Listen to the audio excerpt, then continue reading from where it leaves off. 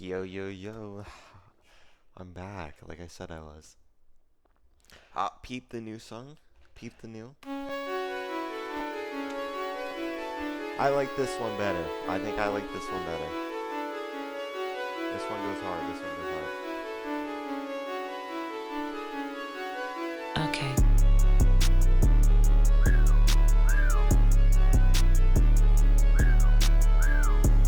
Yeah.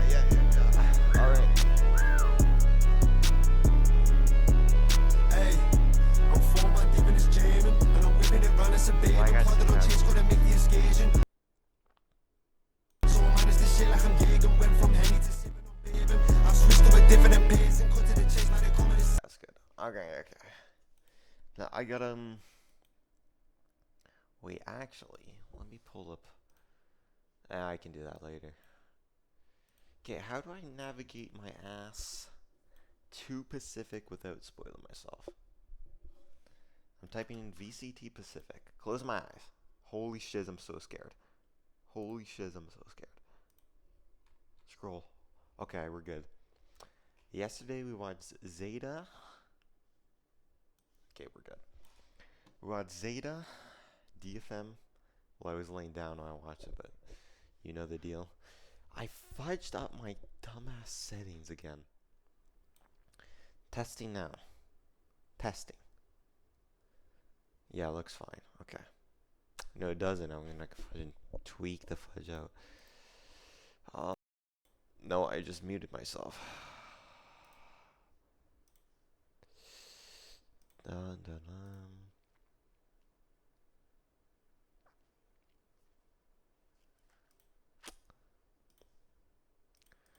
Oh my gosh. Would it be in settings?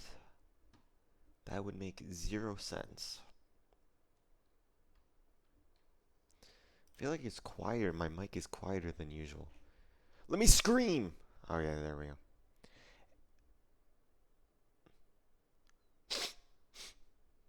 I guarantee you I had some filter on and I disabled it.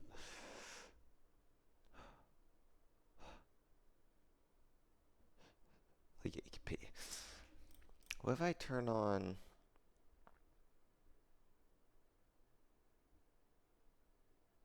I swear it's picking up like my heart rate or something.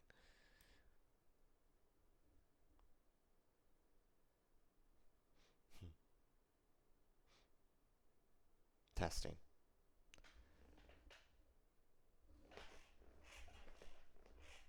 Yeah, this is not the time to speak. Let's go through our shows.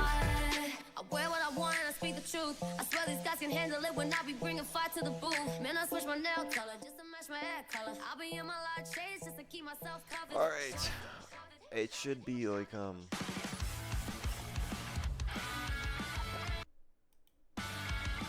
to vomit again. As we saw, this is the bracket. This is the current bracket. I know playoffs are over, but we're catching up on shiz. But currently, this is it. T1 versus RRQ should be very good. And Gnome Shim versus as well, GENG. they will be feeling at an all-time high as they move through. They're certainly going to want that number one. Gnome Shim versus GENG. That is way too loud. Hold up.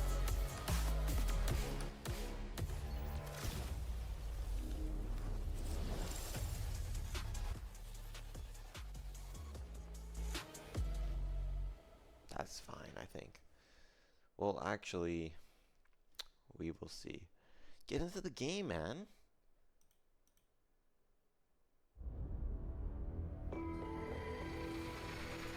It's like my mic is pissing me off. Like, usually when I talk, I'm peaking in the yellow.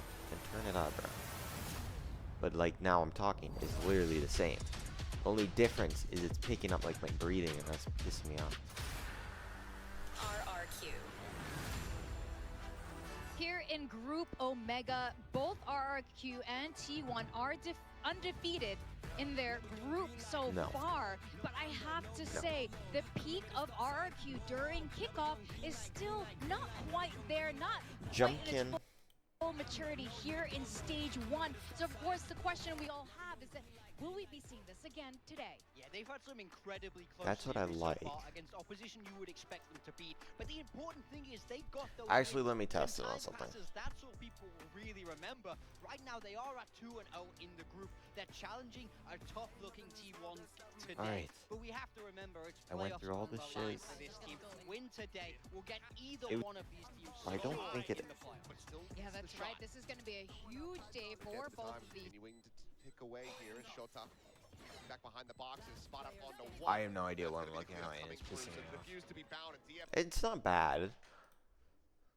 If you heard that overlay from my videos. 7-match win streak. This is the longest in the Orcs history actually might so be far, louder. and it looks like My things are only throat getting tastes like better. shiz. Yeah, in Pacific. We're not counting Master Yes. Santiago in that. In I just want to be clear, but absolutely, I think this is Like, still why is it picking up? I'm the gonna add super noise team suppression. outside of Santiago that was promised for the most part. I mean, other than their loss to Dongshim, who was on a generational run in kickoff, they've been very, Okay. very solid. Testing and it now. I like their read on the current meta. I like the way that they're putting the players on All the right. agents that they can Yeah, I really think that I had succeed noise at. suppression You on. know, taking a lot of contact fights, especially I wish I looking could, into this like, Pearl. put in, I love that you've got Izu and Meteor on Sentinel agents where they can just Wait, do let what they me do try best and this then out. shoot you before you can shoot them. Yes, and one thing that I don't know has where that changed for both of saves these to, though. teams this year, of course, are the coach change. You know, both of these orgs have run with their Try previous this coaches out. for years. So this is very interesting now with the new coaches. Try Are you seeing a this big out. difference in how Sound good. they're playing these days? Yeah, I mean, I feel like there's always going to be an adjustment when a new coach comes in, and I think it's also coupled by the fact there's been a new meta, so you have I a need to different delete voice inside that this leadership group so I have trying to space. figure it out. And I think I like I what added the T1 fudge I in like the this. T1 take quite a lot, to be honest. I think And other than in their doing single so, player it's like maps, on my they're OBS, playing a it's lot more of that it chamber. usually It is seems like to the be a bad bars in the audio On the mixer. side It of goes RRQ, I think desktop, it's gonna mic, take a little my bit more work. songs, I like the my idea two of songs. sticking Monya on that And Neon, so I but they wanted, also been playing when a I lot of added the players new that one you and can took off also the be old one, tested them it when put they it play. before It's- desktop so audio. I'm curious, do we see the swap And from that's them this pissing me week? off. Are they getting So I ahead of it, disabled my or are we mic gonna and see my a clearer desktop shot audio. again? Apply, Yeah, that is a great question. This and is then one team that re-added we've it, been but seeing it didn't that, change. you know, double So dive now I'm like duelists self-conscious happening, about my mic and shit. every single match so far, and I Easy, do it's wonder if the this amount is of the times I weakness do swap. shiz. But this weekend's against T1. Yeah, exactly. I need to There's leave no right time. this. If you want to stop playing that way, like, there's no right time to come off it. Because I you added kind the of fudge in realize this. that T1 take quite a lot, to be honest. I think And other than in their doing single so, player it's like maps, on my they're OBS, playing a it's lot more of that it chamber. usually yeah, it sounds good actually. I think I have it fixed, or at least where I like it. Lots of work It's done. If he's easily able to hit Izu, T1-2-0. isolate him, Monya can run him down. This will be very disruptive for T1. I totally agree. I actually do I wanna understand vomit now again. why RRQ thinks maybe they have a chance on this Pearl here, despite T1 being very good. T1 on the other side, I think Flip a a lot of coin, pressure maybe. onto Stacks to keep Jemkin off. But right now busy you with wouldn't sky notice flashes and it. Things like that. Make sure that he doesn't But get you would, comfortable. no? So that's where I'm really looking here for T1. You know, Stacks is generally It's not like- going to be the top fragger. At least well, you kind of hope actually, not for T1 in a my way. audio but if he on can get that desktop util is to go, peaking an at excellent Sky player that we know he negative can be, 30. then I think he can and be my really disruptive and mic keep audio is RRQ in negative check. 20. Yeah, we're also bringing in Sova Astra on the side of RRQ. Which is They have good. so And it much sounds utility good. to It sounds good. disrupt this operator. I think a The- lot of it's a pressure on tiny Izu bit to be quiet, able to dance his way the around desktop. this. If Izu's able to pop, T1 can start to go crazy. But Well, that I think pissed if me he off. gets neutralized, we need to see the other heavy hitters step up on this T1 team. Or they could have just got county stratted. County County Stratted? Stratted. Yes. What county is that?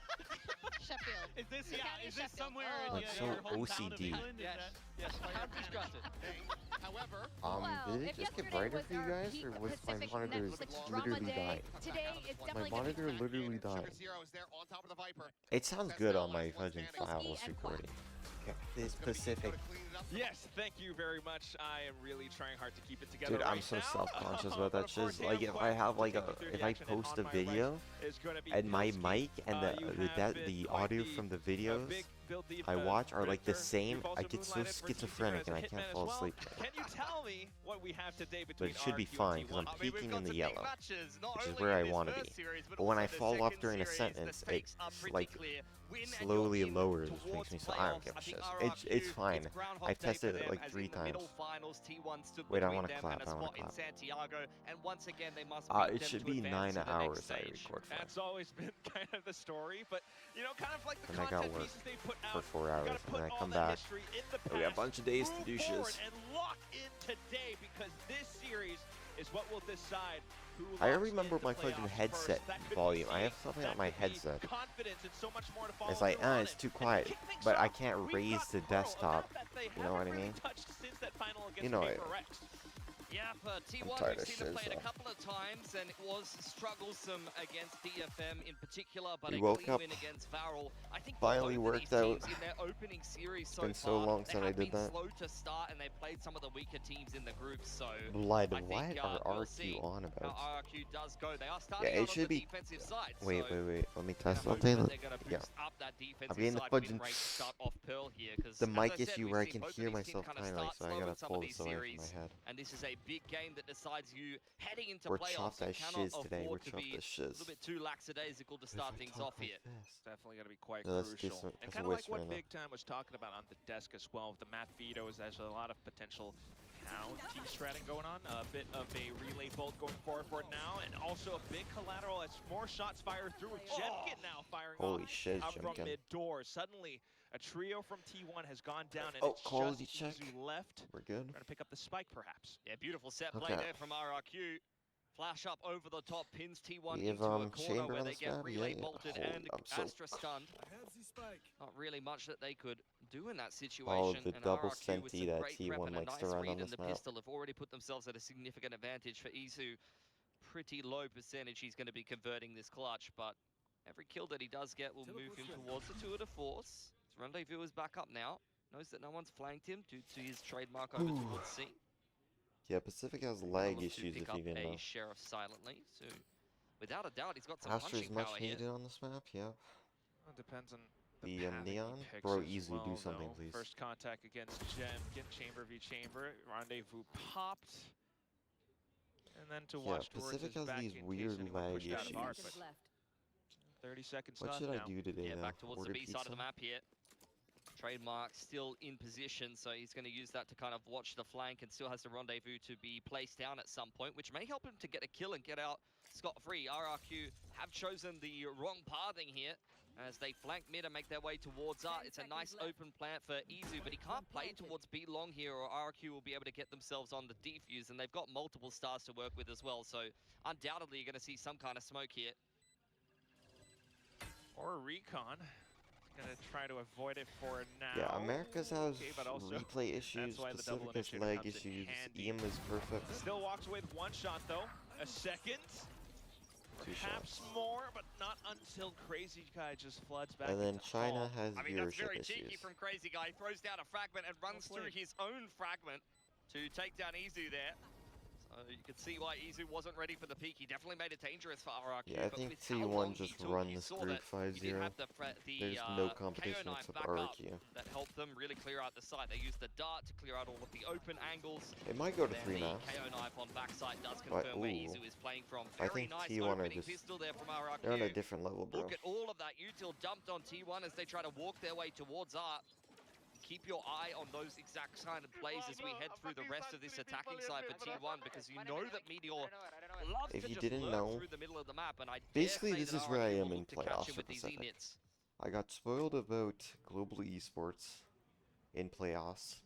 Definitely something to keep our eyes on. Statistically, we know Especially with the judge KRX are coming in for 3-0. this round There's a as good chance well. they're here, It's been said but that they could have been here too. we want to see more from the rest of the RQ core to I be keep stepping doing up, not just KRK. Holy Jemkin. shiz, I'm washed. A bit of It could contact be though, and here T1 or just here. scouting for information across middle right now. It's most Yeah, likely as our T1 RRQ just crush and Drone go. back through outside, number not one really seed. confirming too much of anything. Izu's been left on the lurk here, as it does seem like T1 are going to regroup back towards the A side of the map. Just a very careful approach. A main dart doesn't really And if see you didn't much, know just a bit DFM, of a I haven't face posted check that. from I probably Monyet. should post that. Hanging back. Bucky fired off, and then the util to I push love the through. Spectre, man. Wow, it was a bit of movement. Also, right clicks taking down Monyet. What is this? Yeah, Crazy Guy's flash has caught his teammate there, and that has gone critically wrong at a terrible juncture for T1. Good Xfero damage. picking one back, but he's lost a lot of HP just to be able to clean up Buzz, and it's a nice open plant for T1 with a star down on the spike. I think this is going to be an eco upset to start off Pearl here. It's quite possible. Xfero pretty low. I think the only thing that RRQ might have going for them right now is just the fact that not too many of the weapons have been retrieved by T1. Stacks, oh god, Gemkin, What no the way. fudge? Get your gun out, Can't mate. be getting caught out with util in hand. At least he still finds the headshot against Meteor, but then goes Xfero. It's Munchkin who gets the kill at the end. T1, like you said, Pilski, it's an eco upset to kick things off. Yeah, RRQ, after such a beautifully constructed pistol round, are straight back in the mud. And already you hear, at least in the arena, who the hometown heroes are going to be. Fans Nice very shot, happy Meteor. with T1 picking up the eco round win there. Understanding that it puts them in a much better position. There's crunch though. Oh my. Yeah, I mean, that's a little unlucky for RRQ, but yeah, I'm looking at the fact that Crazy Guy underarming the flash through some of the fast lanes or the smokes there has actually, unfortunately, got his teammate killed. And this is a comp that they've just switched back on the double E net. Well and truly within the wheelhouse for RRQ, though. So I expect a Nice little bit more shot. from them, but at least for this round, feeling the results of the previous. Just gonna try to look for some picks here, but even Respectable, then, respectable. Flash is dodged. Izu still deadly. One off the tour de force as well, going into what will be the bonus The only versus thing I the care gun about round, is so that I'm SAT1 are feeling peaking great above about that. the Xfero audio. Yeah, I scrubbed am. up on the off angle towards a main here, but do have more than enough util to be able to clear him out. Stacks has still got a We full should belt, be and the good. rest of T1 We are should just walking maybe up move it together. a He'd be bit lucky if closer. he even gets Like one here. this. Take what Doesn't you can change get. at all. Trying to stay hidden for now. T1 has been just kind of What if I shift-walking go like all across the this? map. Right. Xfero hits the deck, thanks to that Like jump. right here is And loud as already clearing out most fudge. of backside. It's Buzz doing well to But watch out for that smoke as well. now, Gets back a flower. yeah, like Will this is take where I down like Crazy I Guy can hear alongside myself Munchkin, cut. and then hopping across. He But it's like the completes same place flawless if I move it 4T1 here. in round 3. Yeah, Izu, without the orb on Belong or the plant there, doesn't get given his Okay, operator going stop into thinking the about bonus it. round. And for It's fine, Crazy we know Guy, it's he had fine. a lot of money banked up. He was at 3.6 in that previous round, so very much on the KO, saving for an operator to put in Jemkin's hands ASAP. I think that's going to be a good shout given what you're playing against. You mentioned how much T1 are walking around the map. They're only playing the solo unit on the sky, so they require a lot of dry duels on the Neon to be able to make space, and that's exactly why getting the operator out on the defense Ooh, I'm ASAP excited. for RRQ is I such am a priority. excited. Well, these dudes done the same. So Joe, do one more test. Big potential fight outside Just to towards shut my Belong. ass up. Jemkin has got to come up. He's going to deal with the Trailblazer by himself, though, and that's going to force the TP out. Well done for T1. It's Izu been with a the op. very similar way that they work this side of the map Seekers. against both DFM and Varel. So RRQ will be well aware of this B-long default and the way that T1 like to play. Oh, Yeah, Izu's been left behind, and in the meantime, RRQ have taken a main control. This is very much their prep. Flash up over the top, looking for the lurk on this side of the map as He Kushi knows they're there. one closer to the Hunter's Drone. Fury. that's a pretty good play, but then you do leave a slight gap All towards right, let's see if this Art. test worked. So, Hello. just Crazy Guy to try to continue watching for it. Drone will spot out Munchkin as You well. hear some like T1 double audio. still trying to stage an assault. It's going to be the Seekers that gets popped. Going to force the TP out. Well done for T1. It's Izu been with a the op. very similar way that they work Yeah, it's this side. completely fine. I'm literally tripping on that thing. As the Astra Smoke does come up, Kushi ready with the reactive dart from pit side. Oh, What Doesn't I get baited should out by the fast do. lane. This is very patient play from Quickly RRQ. do They are this. forcing T1 into the spike plant. and into Xfero's open arms. Oh, quick with the double. And then continuing to watch out for more potential incoming players. Still, though, just trying to look for a mid-round call or a save now that they've run out of time. T1 will have to relinquish the round. I mean, this is a style for T1 that works very well against Varel, the kind of team that is going to Alright. overheat, that is going to constantly That push was you the in the video. mid-round when you're playing a double duelist comp. But when you're playing against double ENIT and a team that actually has a lot of discipline when they switch themselves on, like RRQ, these kind of fakes and shoves on the map aren't always going to draw out a specific reaction that you're looking for. So, good prep from RRQ. After the B long control is secured by T1, they go ahead and take A main and then use that positioning to pivot well around R. Xfero on his lonesome goes unchecked in the corner there, not traded out well enough by T1. And Crazy Guy able to play kind of that pivot position between Sight and Art, given the fact that Cushy's been set up nice and comfortably in A main. It's very nice to see. I mean, flashes, grenades, and that's all kind of enough to just send T1 packing somewhere else. Still, though, they're going to be able to buy back up T1. Just trying to hold tight for now. My bad. Screenshotting. Does once again secure Cushy, the ultimate. Drone goes forward, is dealt with by Munchkin. Buzz unspotted there, so they don't know there's 3 here for T1. Be careful, Monyet. He has been known to overheat sometimes, but for now he's going to back off. Could be the Hunter's Fury off Monyet's contact here, but Cushy is actually rotating over towards spawn, so that's something they're going to have to hold on to for the time being. Just trying to play around T1's transgressions. You also have Izu walking into Art now. Yeah, if they walk towards double doors on the lurk, you're definitely getting picked by Jemkin. And as mentioned, Izu walking his way up Art. T1 could very easily just turn this into an A execute here, and that's exactly what they do. I believe they dodged the knife there from Crazy Guy. So keep an eye on Cushy in spawn side. He's ready to rip his Hunter's Fury if this execute comes in, but they're reading this as a B hit. Yeah, an early rotation leaves Monyet kind of alone. 30 seconds left. Will grant T1 entry into sight for now with fast lane. Buzz, close range. But there's that one. Flashes locked back though. RQ just doing their best to try to fault the spike plants. Hunter's Fury, as mentioned as well, will go in, but doesn't really catch on to anyone just yet. 15 seconds left, and T1 retrieves the spike, tries to get it down, but look at those nades. Affords Crazy Guy 1 extra kill. Stacks into position. Buzz as well, just trying to fan across. Will spin 180 to take down a double, but Jemkin still has sight range. Crazy Guy hops on top of the ledge and takes down Buzz, so that leaves Izu alone now. Does he have the headhunter shots? No! Crazy Guy off to a 4K. It's a big play from Crazy Guy. Do want to see him playing in front of the home crowd over in Ho Chi Minh, and this would be a big win to be earning to get one step closer there. At least get yourself into the playoffs, and then from there, there's only so many games you need to There's win, no way you especially if just have a great finished seed it, coming out of Duchess. this group to be able to secure yourself the spot.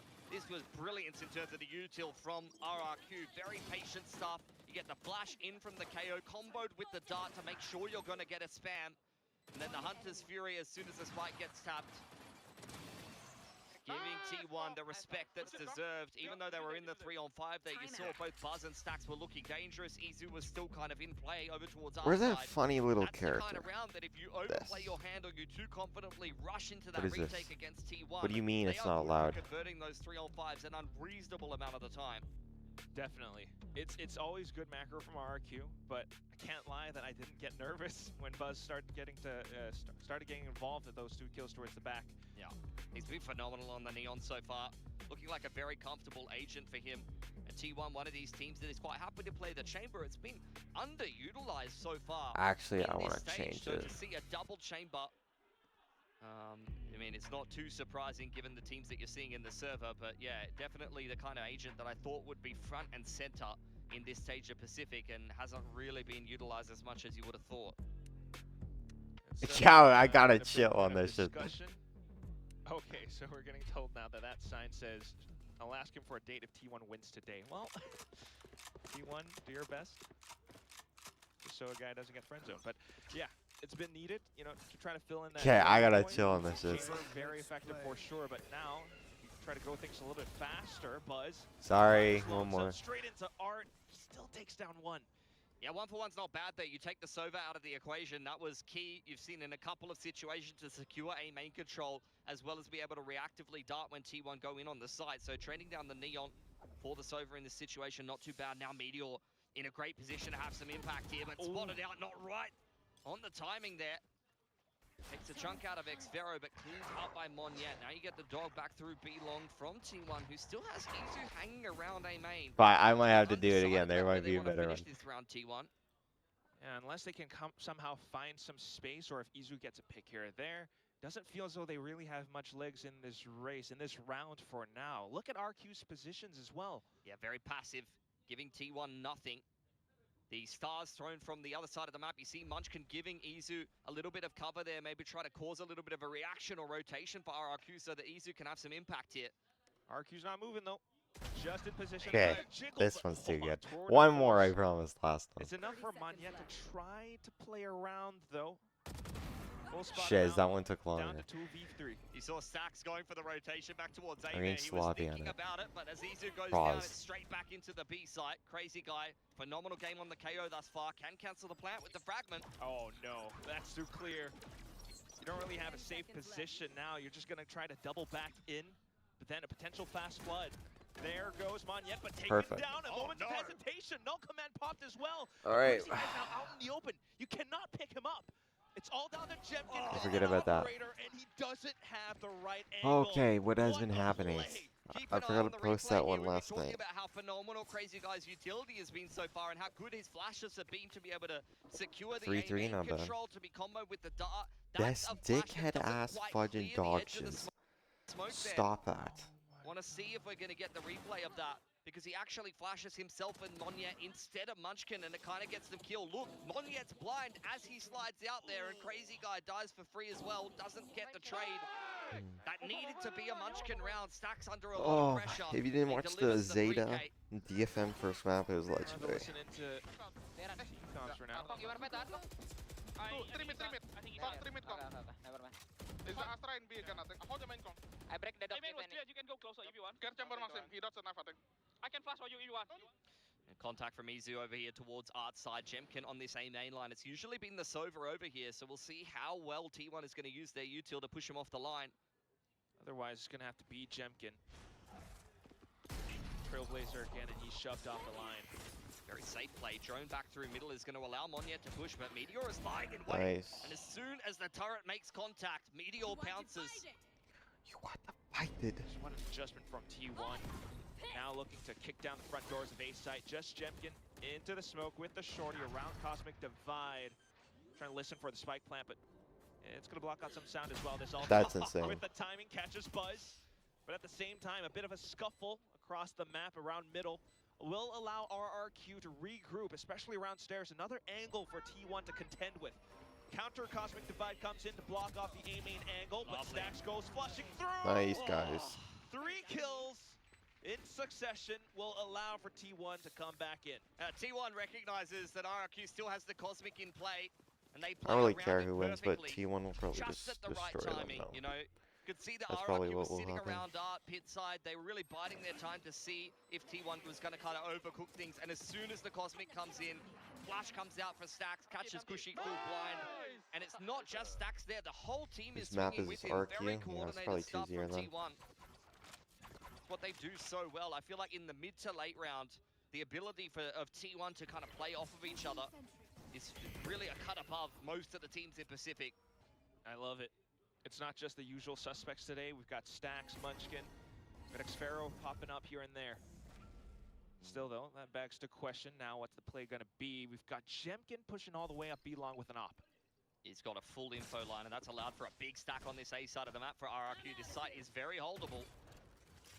Gonna need to play your cards right. We've seen some missed util here and Dude, there they from Crazy Guy as keep well, but tweaking me, no I lockdown. swear to gosh. Kushi's got the dart here, so could definitely play for the spams as T1 try to get back into the site. There's the There's gotta be a setting for that. Now. Flash up over the top, maybe Like, why is it automatically kill for RRQ. changing my Unfortunately, resolution? not quite landing the way they wanted to. They will try to check outside the smoke, but Buzz, ridiculously nuclear right outside the edges of the smoke, prevents entry and continues tearing them through as well. Runs out of ammo though, so it's going to be Monyet to find a refrag, but now It doesn't help that 2v4 Pacific is without range. laggy. It's an instant save, but that's just brilliance from T1. The lockdown to create the space, and they understand how RRQ wants to play that. Being able to take pick control and disrupt RRQ before they can actually invest I or don't think initiate it's a like the util and player's find any value resolution. with it is exactly what you need to do in that That's scenario. completely bugging the T1 stream. just not playing the same I kind could of be post wrong. plants over and over again. As I mentioned before, not only are they phenomenal at playing off of each other into mid to late round, but they're so dynamic about how they change up running the execute on the exact same sites. They've just got so many different variations. The depth is really phenomenal to watch, and this is their third game of Pearl as well. That's true. Jumpkin, what are you doing? Played against Barrel as well as DFM. And this result of a 3-round win streak comes in off the timeout in round 6. I mean, what's impressive to me is also just the fact that Buzz on this microplay waits for the flash and somehow finds it through the smokes. Yeah. And he's on his own from there. You know, the next closest is Stax, who's planting the spike. There's no one to really trade Buzz there. He's one of the best Neons at the moment that we've got in Pacific. Very consistent on this agent. It's a staple of how T1 is playing Valorant at the moment in the post-Yoru meta. Yep. See how it continues as well. RRQ, no timeout yet. They're pushing up a main. And Jemkin has got an operator here. You've got the overdrive from Monyet. This is a very winnable round, but the shot has not been connected from Jemkin. It's been a little bit lax with the operator, and the overdrive is wasted on the A side of the map. That got no value. And Jeez, chill, bro. checked as well. They always kind of want to watch out for it. Is this pistol? One just streaming into side. Xferro gets gunned down, and Jemkin, despite the off angle, can't quite see too much. The one-way smoke blocking off. You've got some good ideas from RRQ, but similar to the slow start that you've seen in this group so far, that just doesn't look like they're switched on enough yet. Really pains you to see it, doesn't it? With a partial buy in this round as well, it doesn't feel as though they really have the potential for a strong retake here. T1 marking the angles. Meteor still on a late lurk, potentially coming through at any moment in time. But Buzz now pushing in, just continuing to buy time away from the defuse. Crazy Guy, despite the shot, will have to kind of call it safe. It's the same thing again and again for T1. Buzz in particular, so aggressive and up in the face of RRQ. It's exactly how you want to play against double init. Against the double duelist, you know, over-aggressive, They do have overcook double things initiator. can definitely put you in a bad position. Yes, you do want to play anti-flood at times and kind of stop them coming out of the chokes, but particularly against the double init, this is where we need to see RRQ start to adapt a little bit more. I think a lot of the time, they're flashing some of these close positions. This was flash dart to be able to get back in on the retake, and Buzz is just up in their face, disrupting them. They're using the only drone that they have on the Sova a lot of the time, looking for information in the mid-round. Maybe they need to actually start holding it for the post-plant to be able to clear out some of these close angles, because I feel like time and time again, it's either Buzz or Stax in their face, just disrupting the retake before they're even actually able to scale out and get any space. What a good game. That's Mind you, EMEA playoffs. Continuing to prevent 3 days, RRQ baby, from 3 trying to days. set Can't wait. retakes up. I think they just, I mean, there's a lot of different ways you can go about it, but they need to simplify a bit. Either it needs to be drone on the close lines, Monyet needs to do much better going on a fact-finding mission, maybe jump spotting some of these corners and dropping the relay bolt at close quarters, or you need to start throwing in some, like, fast lane across with the flash through one side of the wall or something like that. Like, someone needs to get some space somewhere, because it feels like every time RRQ tries to come back in for one of these retakes, they're just getting destroyed. Guaranteed. Hence this timeout. It's much needed, because otherwise T1's going to have their way with this map. RRQ's map pick, they had something prepared, but we're not really seeing it after T1's timeout. As you move on into round 10, I mean, T1 takes this, you break the economy once again. Not only that, they would have secured a lead down into the second half, so crucial round for RRQ in its different positions this time. RRQ, Jemkin in towards Art, starts things off in an op shot, takes down Buzz. It's a heavy hitter down for the count already. Munchkin spotted over on this A side of the map. It's a similar looking default. RRQ have seen this before, but you cannot feed Munchkin too much there. Going to be quieted for the time being. Stack spotted over on that B side of the map. Meteor and Easy still in play in terms of the lurk, but the spike in spawn, Stack's just making a play on his own. And with Seekers, Crazy Guy just dumping all the utility to try to fend him off. Not ready yet. Seekers kind of giving away information Guys, as you well. need the spike. Comes Xferro inside of Art, gets taken down by Izu. Look at Meteor, he's still in play. Someone's got to get the spike. Izu going to dive back into spawn and pick that one up, and Meteor's got a lot of space here. Nice, These are just quintessential T1 rounds. It's three individuals taking timings with full confidence. Eat something. Just so many sleeper agents that could activate across the map. That's what this entire team was touted to be since the beginning, since this roster shuffle. Around thrown into chaos, and now RRQ has to find the read. They perhaps might have heard some of the Killjoy utility being deployed. Will incite the pick from Jemkin. Now the final player left, and it's Izu. Doesn't really have the rendezvous or anything, so it's all down to dual isolation and angles as well. He gets caught misstep. Cushy to find the recovery for RRQ. Yeah, Jebka makes all the difference in that round. Buzz plucked in the middle. And second kill found as well. Really, really nice hopping from Jemkin. If you're not a good... That's the difference between RRQ finding kills in the early to mid round and, you know, being in one of these either Mantis advantage situations where the Lurk finds some value or a 5v5 retake, which haven't gone to crash shot for them so far. That's what we're used to seeing from Jemkin. That's why, you know, it makes sense for him to be on the Senti or the Chamber. He's a player that just has great positioning, such an intuitive sense of how to take a duel and win it, where to position himself. Hopefully we'll get to see more of that as he treads down B long this time. It's a full force 3-2 split from T1. Yes, he did! It's just positional perfection from Jebkin, not a toe out of line. Izu taken out of the equation early on for T1. That's been a big game plan for them. Now Meteor feels the need to activate in the mid round because you've lost your chamber to lock down that B line. Might walk into a Neon Judge, though. And the drone out from Cushy now. Yeah, dodged by Meteor, though. He's going to slink back away. Munchkin is hanging around A main as well. What the fudge is KO'd? He's kind of taken up Izu's role in this particular round. This is a kind of classic T1 default that you've seen in their earlier Pearl games. Really up the individuals to find timings here. Capable. Meteor, however, hasn't really been too hot so far on this map, and now it's going to be Xero caught with the util out.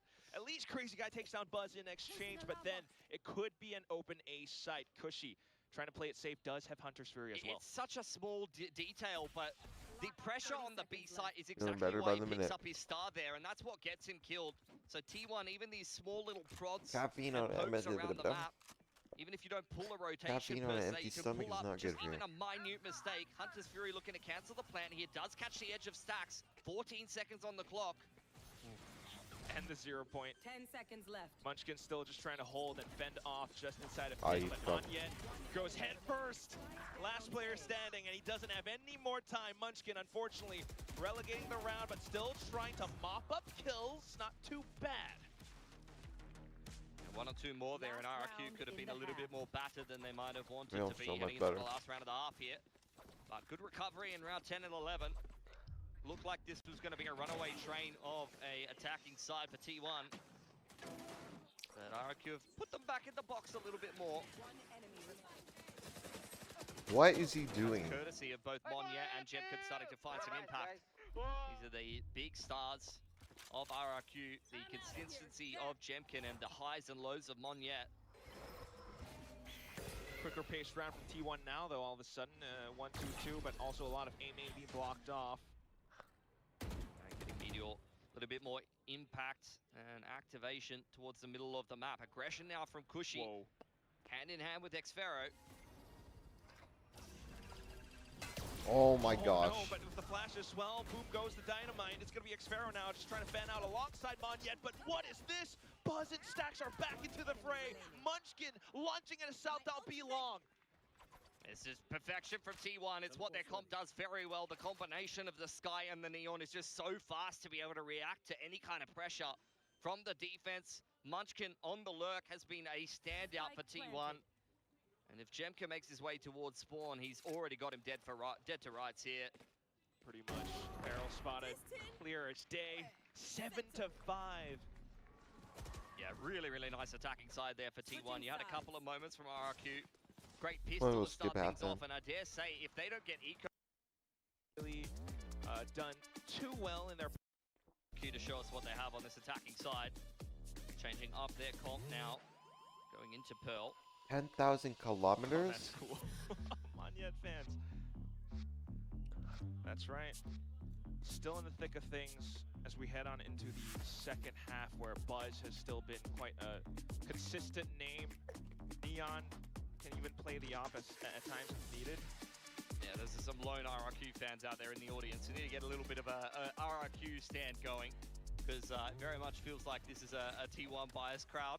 Ah, yeah. Which is not surprising. We're in Seoul after all. You know, there's a few people in Seoul that know T1, like the organization. Few, yeah. Kind of niche. They're kind of like a homegrown, like, small operation.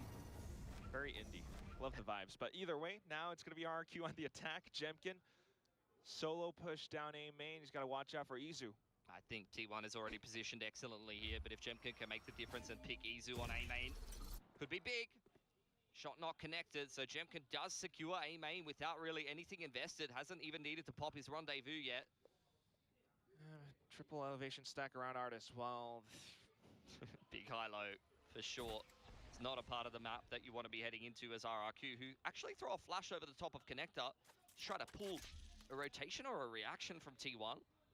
But with the trademark not going down in that part of the map, T1 are just going to kind of trust their setup here. they're chill.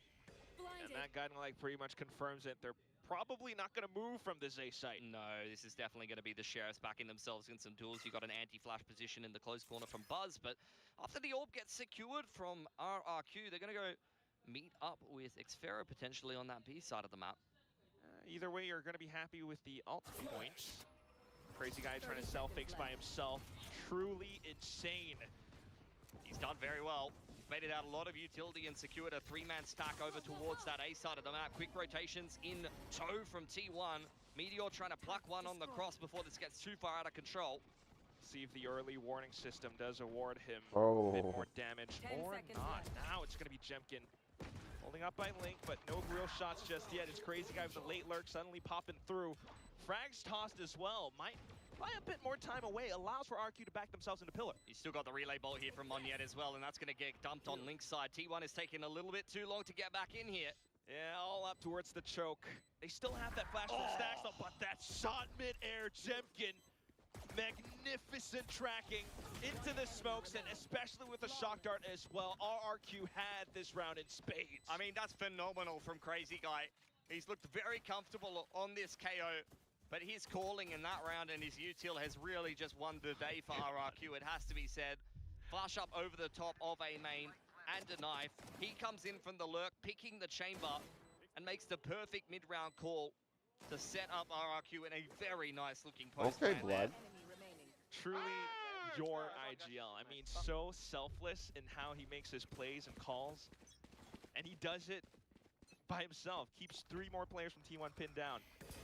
Next round comes up, though, and of course, T1 not backing down from the fight. This time, they wrangle the orb away in A main. Stacks prioritizing the Seekers to start things off here. Meteor had a bit of a quieter game, especially on the attacking side. He's usually quite good. It's definitely his stomping ground here on Pearl on the Killjoy. Yeah, typically. But a bit of a quieter one here. Maybe you can start to warm up a little bit more on the defense. And T1, I mean, defense is the technically correct word, but it's looking like the offense right now. Izu's walked up. What a shot. Taking Xfero's head off, and Munchkin is in transition as well. All he needs to watch out for that as an Estra, but now things might start to sting. You could get Cushy caught on the cross here. You've only got A main control. There's a 3-stack over there for T1. Are RRQ going to lose the second round after winning pistol again? Surely not. That would be pretty egregious, Quack. They're trying to walk or waltz into A, I should say. Okay, a little check from Izu. Yeah, Cushy's still on the lurk here. Can't afford to get caught by Munchkin, who will not trigger the trademark. There's a big rotation coming back in from T1, mostly from spawn side. If Munchkin times this just right, you would have no idea how he slipped there. At the same time, now the main forces from T1, full pistol train, trying to get themselves settled in towards back sight. All the utility from RQ as well, though, being set up. Munchkin just trying to call this one for himself. Sets up for the backstab, but here comes Buzz in with a shorty. Monyet pushes through. Suddenly caught mid-reload! Oh my goodness, Munchkin, what have you done? 3 found, and it's just Cushy to try to stave it off, but it's not happening. Holy shit, T1. Eco thrown off. Unbelievably tilting for RRQ. Great pistols to start off. Both the opening pistol, they had the perfect read against T1. It was the flash up over the top, and they got a bunch of kills in middle on the defense. Now on the attacking side, they called a perfect pistol yet again, only to get ecoed. This is your map pick. You put a lot of prep, a lot of eggs in the basket of picking an extremely strong map for T1 straight into him, but you're not doing yourselves any favors here as RRQ. Facial expression says it all. Playing off against the back foot, but they are purchasing up some hero weapons. Yep, Jemkin on the Vandal, Monya on the Bucky. See if they're feeling lucky. Crazy Guy's given Jemkin that Vandal. You said, go on, mate. Go get me some kills, win me around. Outlaw doesn't find its mark, but Izu's feeling confident. Back into the smokes. Trying to check it. Relay bolt fast lane. Izu still continuing to fire on. Swaps over to the Headhunter as well. But okay, at that range. Holy shit, he's literally won. Has done well to give his team some space. Planted. Buzz looking to get back in here. He's usually going to be the cleanup crew for T1. Guiding Light goes forward, and the trades are looking decent for T1, but RRQ's tucked themselves into backside. Yeah, another kill on Jemkin Laylee, hasn't 1 had to do HP. anything yet. He's been sitting on that Vandal since the start of the round. That's ridiculous. 1 HP Monyet, and he's still such a thorn in T1's sides. Jemkin with the angle as well. Got blocking vision. Any time of the day, you would bet that Oh he gets my that shot. Munchkin gonna do his best, though, trying to thwart the advances for now. But onto the spike he goes. He's got it hard. Jemkin. Does he have it? Right through the smoke. It dissipates and down to the half. Almost gets the shot off. Now Jemkin pushes up, but Munchkin It's so close. lands it. Just 25. enough time. Jemkin still saves the round for RRQ. Oh, it gets bloody close. But RRQ, they caused the upset that they were looking for. Bought a hero Vandal, and Jemkin indeed was the hero of the hour to secure What a that shot. 1v1. Good shot from Izu, changing up the elevation. Have to say that Meteor needed to get more done there. Close range with the Vandal anti-eco. You'd be banking on Meteor holding down his side on the Sentinel to get at least 2 in normal circumstances. Very quiet game from him thus far. Uncharacteristic even. Needless to say, though, still entertaining Valorant. Back-to-back thrifties. And T1 goes again. A main control. You got Buzz and a Judge. The fact that T1 are like never on Doors. Thrifties is insane. Munchkin's The fact over that they here. have a 66% win 16-5 rate on the them. Astra. Holy He shit. had a really big game on the Astra in the last game of Pearl that they played as well, I believe. Can't remember if it was the T1 or the Varel game, but he was phenomenal in one of those. Just earlier on in this stage. T1 going back to the drawing board here. Very much saving for the rest of the defensive half, getting closer towards some of these ults. But as mentioned, with shotguns and sheriffs in hand, still a dangerous prospect for RRQ. Bang, bang. Oh, okay. Righting his wrongs. That's a good opening pick onto Monyet. 3 thrifties in a row is definitely a possibility. Stick with the spear blunted. But more support coming through with infantry marching down B. Link. Buzz comes back in with the Judge. Mizu on the off angle, needs to deal with Jemkin here. This chamber off has been a point of contention right since the start of the half.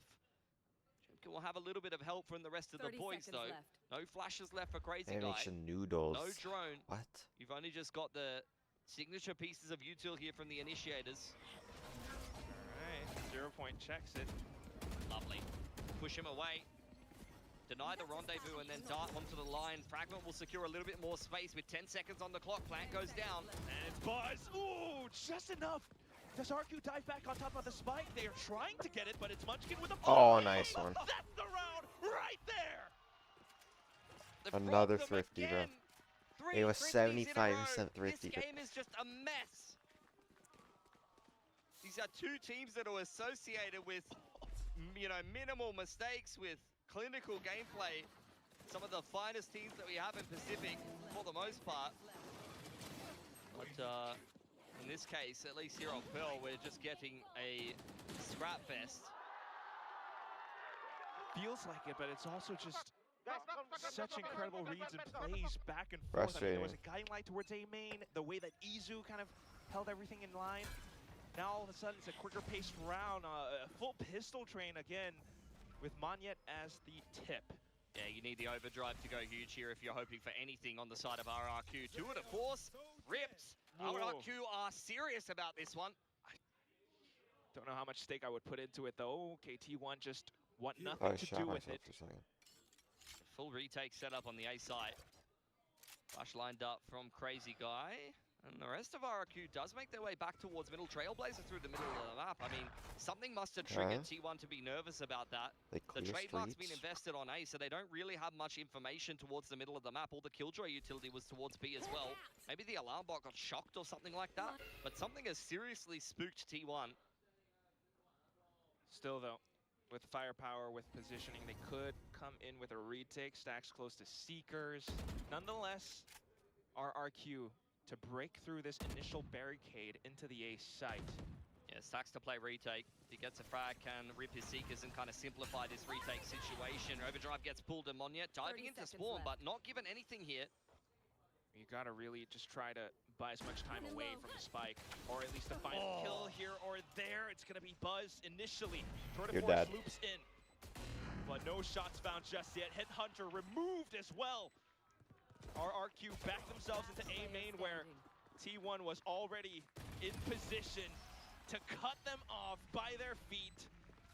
Now on to double digits. Yeah, T1 just rewarded with the same patience that they used to crush Varel on this map earlier in the group. I almost fell out my Overdrive chair. gets Right pulled now. out.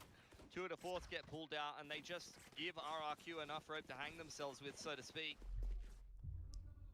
Just wait for Monya to overheat in towards spawn side, and then really, really good movement and guiding light from Buzz. I mean, Buzz and Stacks in tandem is a big, big talking point of this T1 team right now. The synergy of these two players, having been on so many rosters for such a long time, is phenomenal. And when you have great synergy between your IGL Enit and your Star Duelist, it's very hard to beat. In sync. That was kind of like, wow, that was poetic, but you're absolutely right. I mean, letting RRQ get that spike in really, hurt their chances in that round. I mean, they've just let the overdrive run out in multiple situations. Monya hasn't had the kind of impact that you'd want from him on the Neon. Not a terrible game for him by any stretch of the imagination, but not the carry gains that he's capable I wish it of. showed us Last time out for the RRQ. schedules. They know that they're in a bit of a pickle. Money's built up for T1 quite substantially at this point. It so says they've that got a guy lot is of work to T1. do on this attacking I'm side. pretty sure that's what the sign This is said. their map pick. Both pistols want. They'll be kicking themselves if they let it slip through their fingers. The map really could get away from them unless they come up with something big for the next round with this timeout. The Thrifty streak has been ended, and now we need to see Champion, Crazy Guy, Magnet coming back in. We'll listen to their comms. You need to wait. Yeah. We can go take timing. Oh. Cha, which stun you want, Cha? Hall? Hall. I'm gonna go hall. Yo, OP champion. Call it. I'm ready. Yeah. Cap. Mom. Guys. I need flash or something. Okay, I flash. And it's going to be a B execute one way or another. They're already talking about the Look stun that how they're going much to be using in the util back is of on the B B. side, but that is heavily reinforced by T1 right now. And also look at Stacks' position. And dead. This is already all being read by T1, especially with that shot from Izu. I don't know how much RRQ can do despite the intention to go breaking back hall. Blood. Buzz inside of smoke. Crazy Guy gunned down, and now Izu again. It's just Magnet, the only one to have slipped past. T1 trying to locate him. Tries to give himself a bit more position. Will find Buzz. Tries to jiggle. I thought that was his teammate. Now with 50 seconds, is he gonna be able to stay alive long enough to play out the rounds? T1 just try to stay together as a 3-stack, but a single shoulder is all Izu needs. Yeah, T1's just completely outplayed them Yeah, there. T1 are on a They different have level. read them post-time. I also wish they were. Operating in the perfect position. I wish they were in the other players group. on there. Astra, Killjoy, and the quick rotation over from the Neon. RRQ never even had a chance of pulling off that B execute. Perfect movement from Buzz. Slips into the smoke to catch Crazy Guy and catches Cushy mid-ult, completely defenseless. 11 up for T1. And I am sorry to say that might have been the whole map right there. Economy broken. Just Magnet onto the Bucky. And T1 trying to control every single portion, every single lane. Don't be stupid, on man. this Pearl. Sliding Okay, through. they were. Oh, the judge just completely prevents entry. Oh, Blood, man. what are you doing? Cushy, very low on HP. There's no way he's making it through the double doors. GG. Easy's picked Crazy Guy as Map well. 2, bind. T1 are This is different on not the bind. game of You'll Pearl see. that RRQ was hoping for. At the end of the day, I mean, when you get ecoed, and this is coming from someone that's been knocked out of a tournament after winning both pistols and getting ecoed both second rounds. Yeah, go on. You've got no one else to blame. Sucks to say, but sometimes the truth is harsh. They've tried multiple rounds. They've had some pretty good macro reads, but at times it's just those plays. Buzz in and out of smokes. Munchkin on a heater of a map. Ah, yeah, he's been phenomenal. Which is interesting because I feel like he was kind of lacking a little bit during kickoff. He didn't have that same star power. I mean, okay. Revealing area. yeah, whatever. Continue. We're kind of jinxing T1. Okay. I want this map to go. Yeah, I think Buzz, he's pretty washed. Meteor hasn't really done much this map. Should be an easy round for RRQ, right? Like, yep. Look, I tried my best, guys. NT. Bad point for T1. And they've looked phenomenal. But at the end of the day, I mean, we talk about the ecos in the second round, but also just picking a map that you know that T1 is phenomenal on into them. It indicates a certain level of confidence, but there's a fine line between confidence and, you know, stupidity. Or yeah, wasn't there mistake. a Michael Scott quote? But yes. Either way, though, I mean, that was an eco. Kind of give them the benefit of the doubt. I don't but think in Valorant you can go into like a RRQ have put together some crazy comebacks in the past, especially on the attacking side, courtesy of crazy guys calling. So 5 rounds in a row a is not custom game beyond the that says stretch of call and imagination. choose like a dude you don't have, But with right? the amount of mistakes that they've been making, they're gonna I wanted to test out have Omen. to clean things up a little bit. Just keep an eye for this for now. It's Izu up towards B long. 3 stack, thanks to the info line on A site. T1 feel pretty comfortable and trusting in their setup. Sorry? Yeah, the alarm bot and the trademark I have no holding saliva the in middle of my the map. mouth. Drone goes forward and does spot out that trademark, so Kushi can break it with the shock. There it is. Apply a little bit more pressure while the rest of the team tries to maybe go scouting for an A split. Shot fired off with Jemkin. Oh no, but now they're getting caught mid-slide. What a shot. Stacks. And Meteor still undetected in the off angle. Will get spotted around the edge of the smokes. Does RRQ have the fight necessary? Do they have that dog in them? They tried to get the spike down. 0 point confirms more players backside as well. And with more site pictures being confirmed, a couple more players from T1 starting to hit the ground. Was Astro? Still though, getting caught mid-reload. Buzz tries to get a little bit too ahead of himself. Just Izu. Pop the ult, monster bro. in his own right.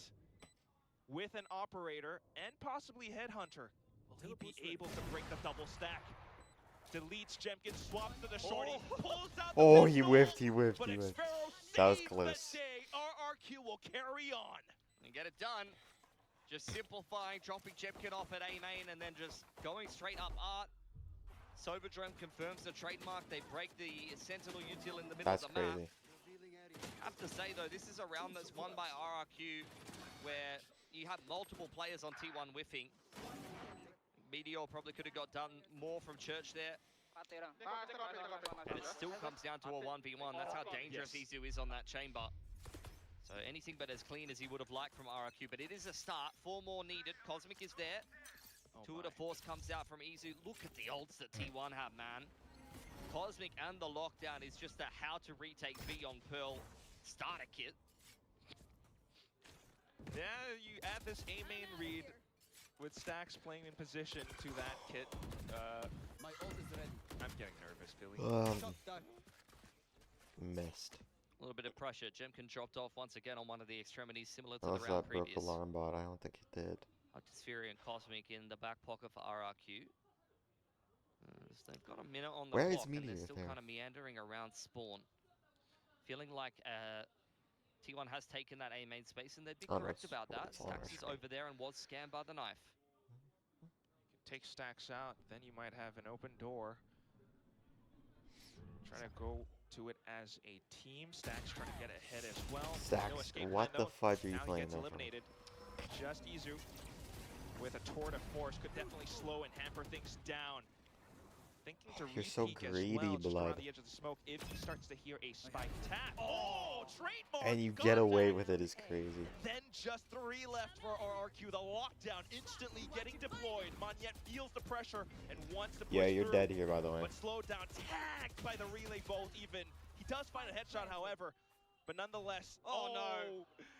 It's gonna be Xpharaoh detained. Jemkin, you've got to go, man. Save your brethren. The spike getting defused, and he's been caught! Xpharaoh tucked behind the corner, but the spike gets defused nonetheless. It's Unlucky, 13-8, bro. and T1 just swing wildly against RRQ.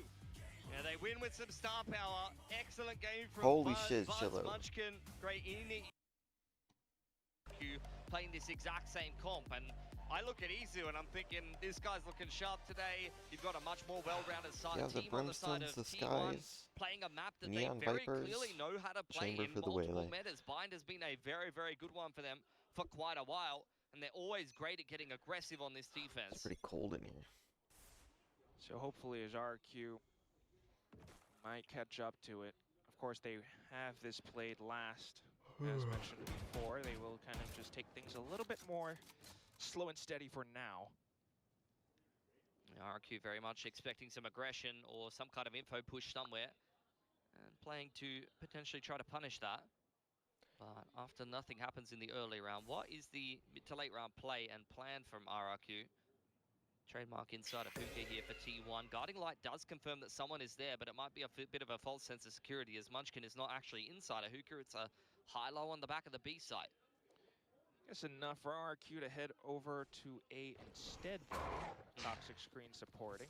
Buzz and Meteor both here with Sheriffs just looking for picks as RRQ try to get into the site, but not really given any opportunities to do so. I don't know how much stake I would put in Buzz with a Sheriff around the smokes. Just trying to play around Spike Plant, but feels like they're going to have to give that up as well. A couple of shots tagging through against Xpharaoh inside of Showers. Still a lot of great util here for RRQ. You've got the Saturate, Molotov, Relay Bolt, as well as a Guarding Light on Cushy. It's going to be a little bit of a challenging retake for T1 here. They've lost the initiative. Smoke down once again as well. Just listening for the tap. Of course, you can't use util if you're getting shot down. Oh. Saturate already spent, refracted into the open. Buzz, free kill. Then off towards Hang On. What is this? Backside. What in is short, this? RQ is not shooting. And just blocked out by smokes as well. Okay. It's going to be the post-plant utility to try to buy a bit more time on Yet. Oh, He Monet. does! Triple kill saves the round. RRQ with pistol once again. I thought they'd fumbled the bag on that pistol, I'm not gonna lie. The Brim Molotov was used very early on and T1 hadn't even tapped the spike yet. Then they get a couple of kills coming back in on this retake. Jemka gets nothing done from bathrooms. That's a bit of sloppy movement through the side of the wall. Those are just free kills. But it's Monya and Crazy Guy as the wall drops that dive out together. And it's like T1 was shooting at them with like water Holy pistols shit, I or almost fell something, on my shirt. you know? It's like watching Mika Fabs get assaulted on the desk again. By us, of course, the analysts with the water pistols. So that Nice was the other shot. day. More water pistols for the remainder as Headhunters come into the fray. A big tag against Cushy, but Armor will soak that up. Now, RQ back to just holding default, not really seeing too much double this hookah is setup, though. Slow Oh. Diego here for RRQ. Something that they've had a little bit of issues with today, I'm not going to lie. Get eco twice on Pearl, so let's see if they can kind of right their wrongs as the Trailblazer goes up straight through. So we know to Garden Chamber there. and Sky are there. Rest of RRQ creeping up and looking to just try to push down A with that Viper wall in tandem. But he's found a little bit of a gap here. Walking down the middle of the map with Munchkin and looking for a flank. Cushy. Slight through timing as well, and he's going to find the first headshot, good but shot. instantly replied by Munchkin. Go time for RQ into A site, but Buzz There's is no way still they win another, right? sneaking around with that bucket. No It's way. gonna be He Meteor. got the gun. Oh my Mentioned gosh, the they're gonna Spade, win! and the Viper is the one that comes up with two. Picked up onto the Spectre as well. Spike retrieved, instant call for RQ to rotate over onto B. Oh, look Wall at goes down. Brimstone's Munchkin's position. in the pole position to kind of stop this one. Oh no. Needs to get Xpharaoh. cleared here. Xpharaoh, you got to. But he goes down. It's just Chimkin left. And this Vandal. No oh my way. God, He just won with a robbed away Vandal. T1. Again, this has happened 3 Yo, times Chillier now. has over. It's just actually pure insane. tilt territory as RRQ here. There's no other way to put it. My You've been headphones are stuck. ecoed 3 times in a row you see my in arm? this series. I don't know if you can recover from that. I gotta be honest. I know we're 2 rounds into this game, but there's not many more tilting things than what's Wait, just he happening took a here. It's lag phenomenal shot with the free fire from Marshall. Munchkin. No He is on one way today. in heck. What is that luck? Yeah, You go can big. definitely tell. Some days you're just complete They dog even shiz. took their time in that round, but they still found the same result. Unfortunate. Now with the My phone is flashes so getting far heated away. up. RRQ with all pistols, a couple of Buckies, in fact. Yeah. Perhaps looking to storm the front gate. I mean, it's Monya and Blood. Jimkin that have to get something done here if RRQ want to cause a Holy little bit of an shit, upset. RRQ, Steve how do goes you in, do let's it do the smokes as 3 Jimkin dives times up is onto the crazy. top of truck, but no one there to find him, so he's forced to refract away. And that's Spike unfortunately down where A. Cushy goes down as well. Clear sign for T1 to try to set up. Not too bad with the movement from Monyet though, but that Outlaw was always going to be a menace as Izu moves up to threefold. Buzz to finish, supported by Trailblazer. Well, Buzz hasn't shot any bodies, so it probably means Really, he really good thinks stuff these for guys are T1. dog shiz. 4 guns kept over to continue on in this half. Outlaw's still in play. Buzz is going to buy himself a shotgun to min-max the money. It's a dangerous looking bonus for RRQ to consider Okay. as they head into their first gun round in round Oh number 3. my gosh, that was the shot? Been a pretty slow, measured attacking side thus far on the pistol and then 나는 뭐 먹어? to the anti-eco as well. But they might go a little Oh faster my this round. Let's have a listen in and see what they've got planned. Go left, guys. Viper B. Sky flash B1. Why do we keep going to these Call guys? it west. Lagi na. Viper. I'm gonna flash. I wish Yeah, Snake butted off the line there. Good defense of Hookah from No Meteor. way He's you going to swing stick it. around for more here. Pushed away though. Doesn't win that exchange. Where's Viper's wall? But still Oh, there it alive is. to get healed up by Stacks inside of Garden. That It's the 130 mean that they TP, can right? still lend the Viper need to wall grab my outside of phone. bathrooms to the rest of the team. Holy It's shiz, just that still workout so took me out. incredibly oppressive. Forces RRQ into A short where Izu has the operator now. Bang! Just trying to time it right. Monyet trying to Oh play my tricky, gosh, but he did. still, I slipped the challenge. boom goes the dynamite. Back across with Buzz and everyone to begin the rotations over. Yeah, RQ anticipating some more aggression here. Stacks is still in play with a guiding light in tow. Kushi finally getting that spike down, but it's a 4-on-5 for RRQ. They're somewhat surrounded here. Still possible for Can RRQ you not with see his leg there? Crazy Guy possibly taking control over Bats. Buzz turns around, however, but also wants to push up in towards short. So while most players might be corralled around, Crazy Guy might be able to save it. Oh, Buzz, Three you're getting feeling it. shot down. Izu marks Bats. RQ try and try, but again to no avail. T1 are just really Trying to good, get it man. destroyed. Monyet's been the standout on this They're just map, really and he good. was off before the round even got started. Tried to jiggle the line as best he could, but Izu still finds him before RRQ goes for that A execute. Oh, my phone's so far away. Lose a lot of that playmaking potential once he goes down, especially in the post plant. Like you see the guiding light coming out of U-Haul with multiple players diving out with it, but it's a lot less scary when you've got a waylay brimstone coming out of the smoke than a neon that can kind of fast lane and cause a little bit of havoc there. Timeout now for RRQ. It just feels like it's not their day today, gotta be honest. I can't The get way up, man. these halves have I started, gotta move my it's very, phone. very hard as a team to mentally get yourself into the game. Ah! Like, they are I a very can't get it. resilient team. They've dealt with a tough set of circumstances in the past. The Tokyo Finals comes to mind, for example, or some of the comebacks they've been able to put together in the past, but Is it like a this would be something My unreal chair from won't them. go down, for fuck's sake. something against GENG, but this, yeah, a very different results. I mean, it's not just round-to-round losses, but it's the fact that rounds they felt they should have had, that thrifty. I think my now they're ass getting is the spike hanging down, out. but still not quite able to Oh hold it. my gosh. Still got to wash all that off, though, and that's hopefully what this Oh. timeout does. You want to bring that winning mentality back into it. Just feel that process, play the Look at rounds that. out, try to right those wrongs. Can you see that?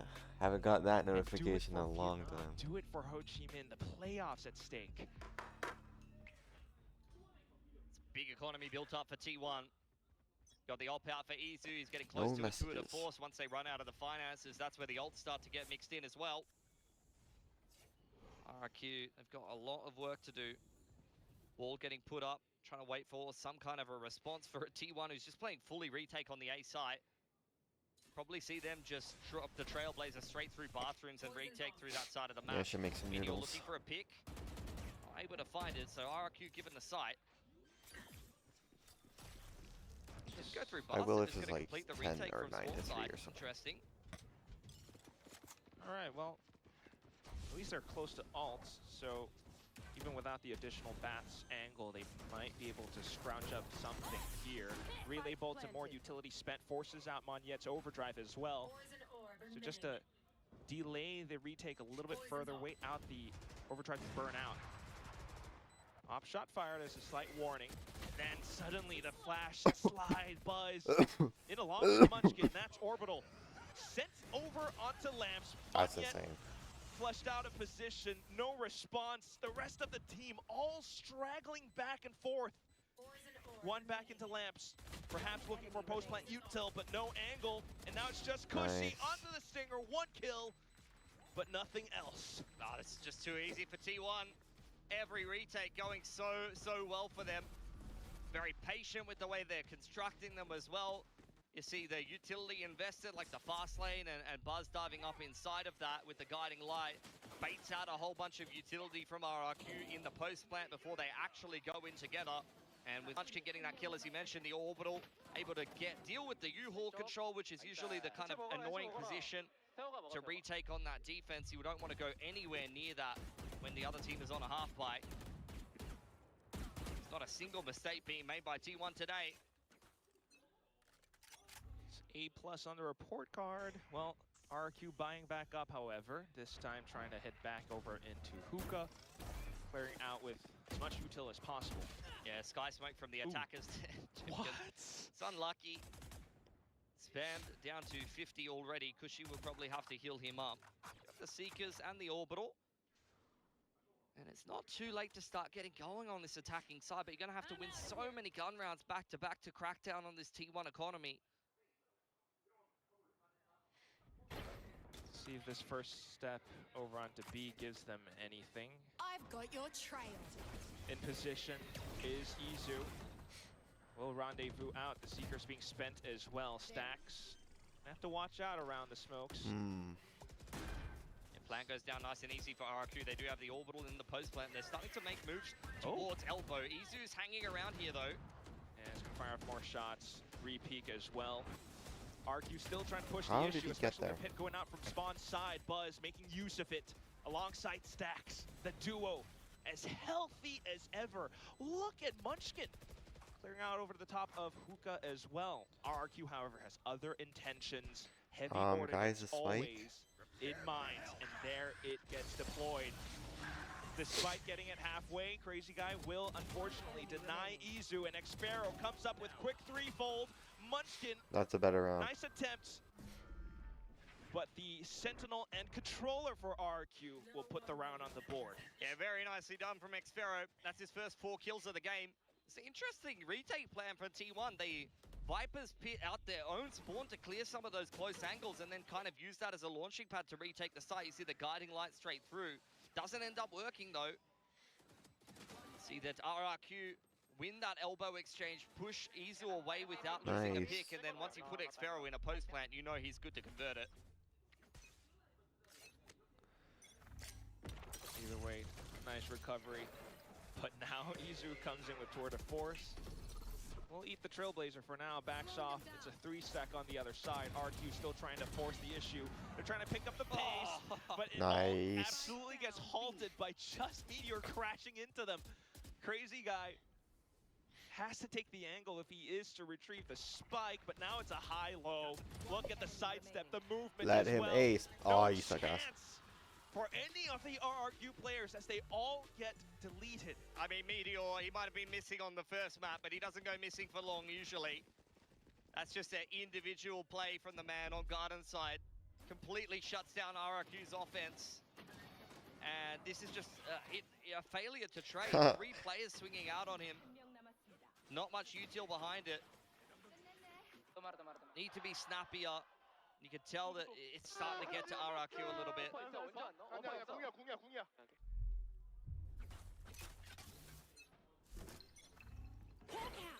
Next attempt. Blinded. And it's going to be Stingers, Sheriffs. This time into Hookah. Once again, Meteor will look to greet them, but fully blinded. Nice. It's the deck. It's now But Munchkin. he's gonna farm Oh, here. and Buzz, and they're just going at it at the firing range.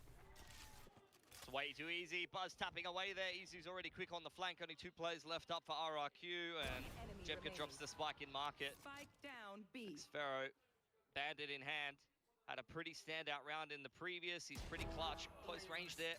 Brings up Izu relatively quickly, and that's going to bait the rotation back towards the A side of the map. But Xfero's actually read this quite well so far. Does have the pit in the back pocket. He's not Gets gonna himself pit, into bro. an Chill. after plant with the pit down. There's maybe some potential there. Does have a snake bite as well, which can melt somebody inside of a pit. You would have to run over quick. There are potential rifles to pick up over in Hookah as well.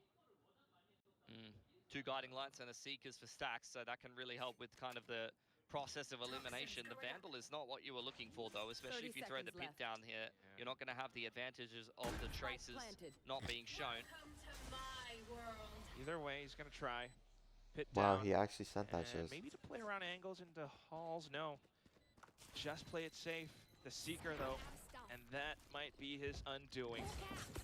Flash supporting as well. He's trying to dodge it, but okay. Yeah. Instantly got hit fucking by relay bolt, more Neon bullets. and whatever, all It's a very hard stacks. retake to be converting. Like a Aye, clutch, is it? even with the pit down there. I mean, you get the Seekers, that helps you just aim all of your util, and then you just dump Guiding Light, Relay Bolt on his head, and there's not much Xfero can do there. Nice attempt. But T1 are just making 0 mistakes right now. Even Meteor going down inside a Hookah there doesn't really matter when you have 2-3 players still on this B side of the map ready to deal with things, and Izu's got a quick deep info line on the chamber. Oh, 씨발. Have not missed a beat all day long. She balled. And always was kind of that 우리가 뭐 잘라 half buy as well, eco rounds. But we'll move on. With guns coming back in, Jemkin on convergent paths. Poison orb emitting. Izu back on the operator once again.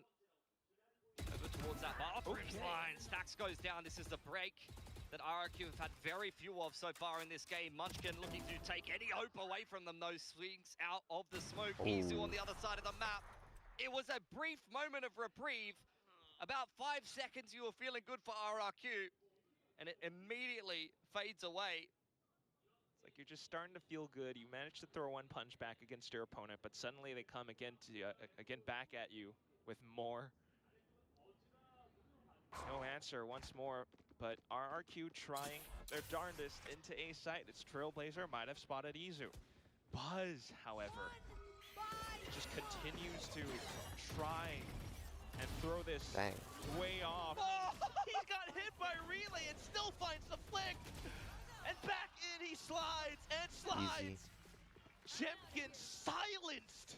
I've never seen Jemkin down in like this before. He's having a rough game for sure. Waylay on the attacking side can be a tough proposition. In fact, Buzz has been a player that's had some pretty rough games starting out on the attacking side with exactly that agent, but no issues on the Neon at all. What a flick onto Monyet there. I think a second before he gets hit by that relay bolt, and if not, that's the most cosmetic stun I've ever seen. Decent betting.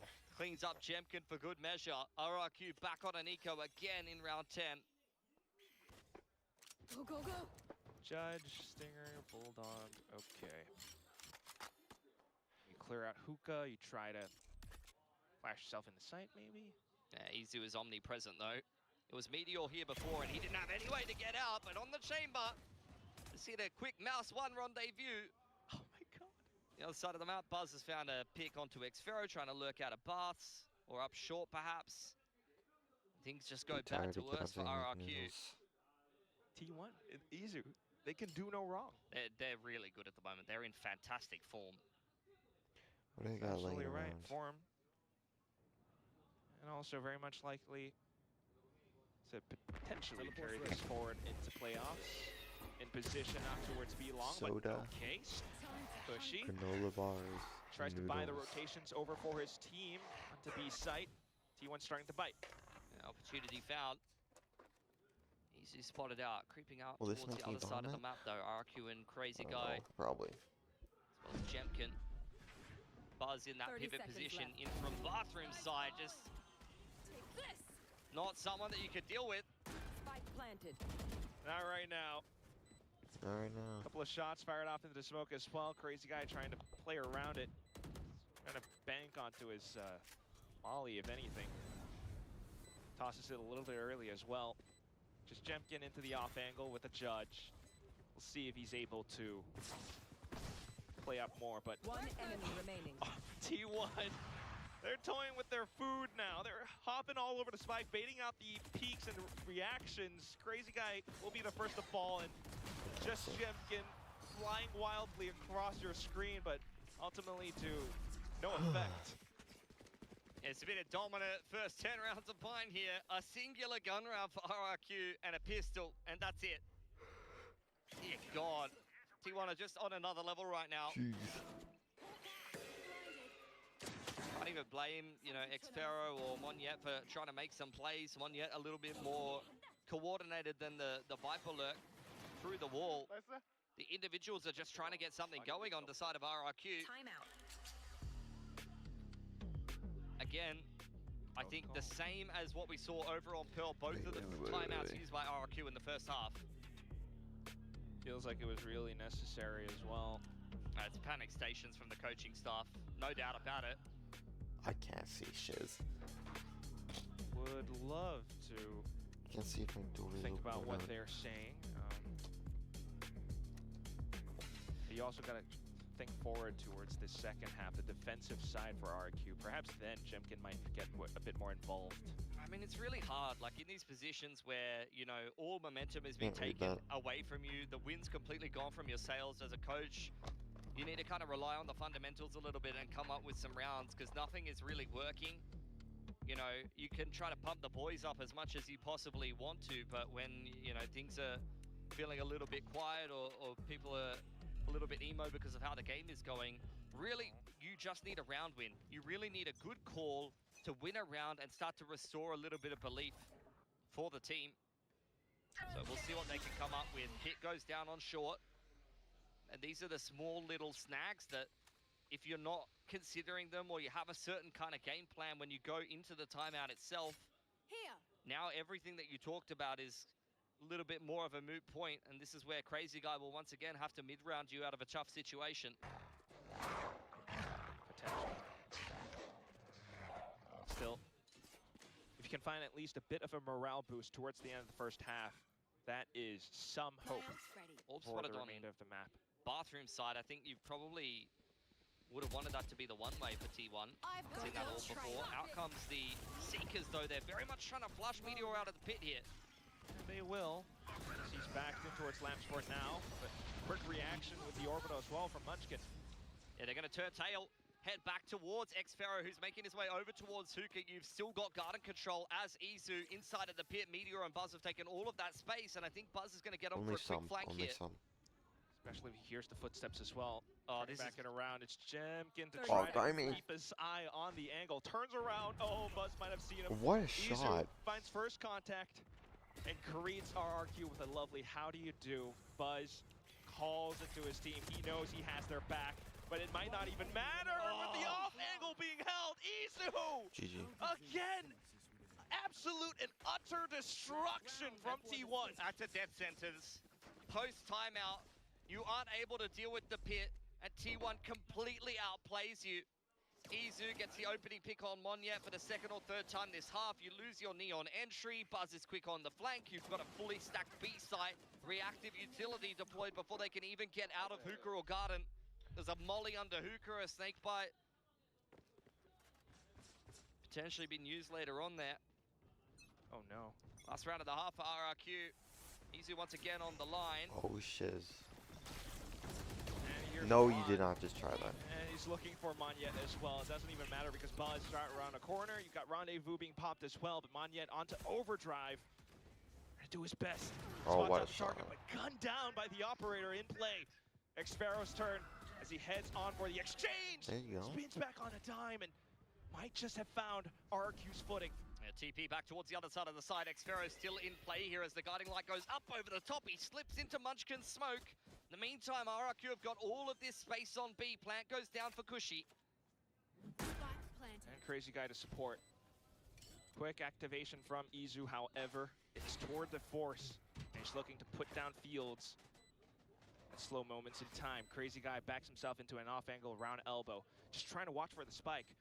Xfero's still across the map, though, so if everything goes south on B, things could be devastating. Teleporter being put in now, and it's Izu who marks the angle. Shot confirmed. Is smart. Just Xfero left. He marches up long and spots his target. Hostile down. We've got 3-9, ladies and gentlemen. I mean, Xfero has just won them that round outright. It was only 3 kills, but every single one of them, so much impact. It's a round where RRQ guy is just putting up ridiculous numbers. Absolutely Bro, dirty. I mean, Jumpkin he's is part of invisible. I think big reasons why T1 has been finding these thrifty ecos today. And now onto the attack. He might be the one to launch the assault over onto B. Molly drawn out. Yeah, all picked up by Meteor. They're thinking about pivoting back towards Izu, who's hanging around on the backside of bathrooms. Big flank came in, or TP rather, from Jemkin as he refracts back to A. Trailblazer looking for some info. Dealt with by Meteor, and Monyet's done very well to clean out the lurk. Ooh, it's actually back over in a hookah. Let's see what T1 are going to get done here. Maybe waiting for Izu to try to find a pick on this A side of the map before they commit to B. Definitely trying to slice the pie for now. Xfero still jiggling, will confirm. Has Snakebite to try and delay and stall as much as possible. Oh, saturate as well, and a smoke. Yeah, a lot of util used there. Now T1 creeping outside of hookah, spotted by Monyet.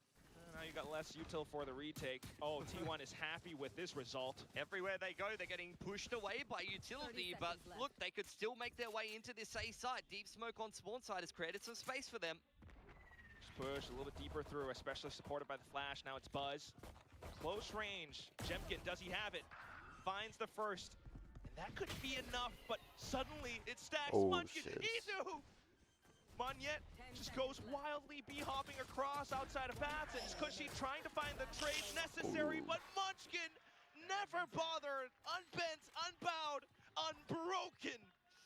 And that's the first pistol that T1 wins this series. That's the crazy part about it. Okay. They were 4v5, completely out-rotated.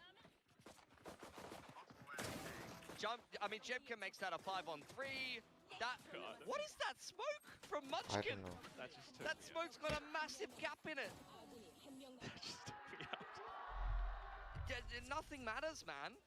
2,000 kills for Izu. I'm out of here. Oh, what a map, what a game, what a series to be achieving that career milestone. But still now it's going to be an attempt from RRQ, the Force, Stingers, Bandits, and Sheriffs. Yeah, Xfero on the line here. Has no escape plan. It really is just to live a headshot or you are dead. Okay, the first one's good. Not a better second. It's going to be Munchkin with the Guardian. Healed back up by Stacks. Trailblazer through the middle of the map allows Monyet to get a little bit closer on the flank. And does deal with the trademark to make T1 concerned that RRQ could be pushing down the middle of the map. Izu's going to go back and re-clear all of that space as the smokes come into the A site and the Trailblazer will clear out all of these close angles. It's always that ebb and flow, the push and pull. But T1 feels ahead of that game right now as they stream slowly but surely around their smokes. Could get a double TP in from RRQ. T1 is very much taking their time here. They know that U-Haul is dirty. Just do well to avoid it. Check other corners. Oh 30 no, seconds left. Spawn's been marked. And that's more guns being robbed away by a force that wasn't strong to begin with. Back out from the teleporter, however, and they're trying to go in fast. Monyet with the judge. Relay confirms more kills. Now it's down to Stacks and Izu. They've got some position, some angles, but do they have the shot? In for crouch peek, but suddenly RRQ has come alive! Hey, if you're not going to win the pistol, you better win the second round.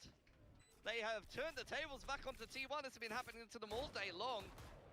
Invested a lot of money in the second round to get it done, but that is a very big step in the right direction. T1 very patient in that round.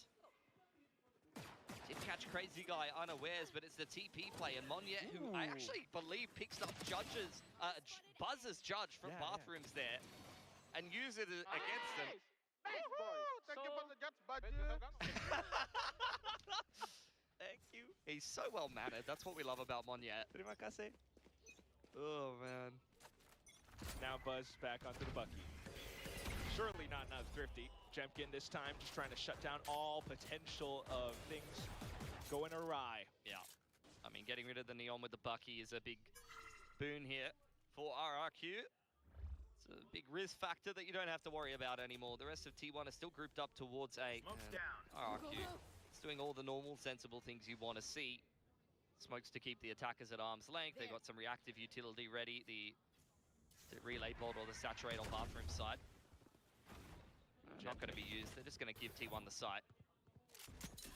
Perhaps a bit. Not much you can do around the utility for now. Just want to wait for the rotations to come in and play a 5-on-4 here. Snakebite and Molotov don't delay the plant for long enough. There's a Trailblazer from the attackers. Do confirm that RRQ are playing a new hall. Oh, Stacks. Trying to play sneaky around it. Will get spotted out. And more reinforcements arrive. Meteor not quite able to find the shot. Jemkin just wants to confirm more kills, more ult points, and more rounds for RRQ. It's a slow game from Jemkin, but he's starting to get himself warmed up on the defensive side, and this could be the very, very dangerous part of the map where the waylay could get going. Put a Jemkin an operator or get him on the front foot with a rifle or something like that, and that's where he can actually start to cause T1 some problems, even if he hasn't been able to do so on the attacking side. First gun round here for T1. We have the bonus from RRQ. Still kind of getting themselves organized on the map right now. They're going to play both of the duelists towards A. Let's have a listen into RRQ and see how they deal with T1's first gun round. Nice. One bilang. They Viper smoke bilang also. Oh, they wanna insert the Viper like pistol, I think. I'm short check. I smoke, okay? I'll check. I don't smoke. I don't smoke. I one way shot. Get right side, yes. Yeah, Jemkin's got that bathroom line, and he's got Monyet to hold short for him. So he's feeling very comfortable over on that A side of the map for the time being. Rest of RRQ looking for information on B. T1 playing this attacking side very slow for the time being, but 3 players spotted out by the dog is a big tell. Pretty good information being retrieved, but feels as though T1 has also just shifted down a gear intentionally. Love to see Jemkin push after you see 3 players on the B side of the map. Just getting an even deeper info line. Needs to be careful about the TP later on, but given the fact that the Sky Smoke is there and RRQ, oh, that is cheeky from Meteor. Hold on, he's dodged that Sky Flash very nicely. Yeah, this is where things could go bad. Cushy trying to reposition around it. T1 always set their sights back into B site.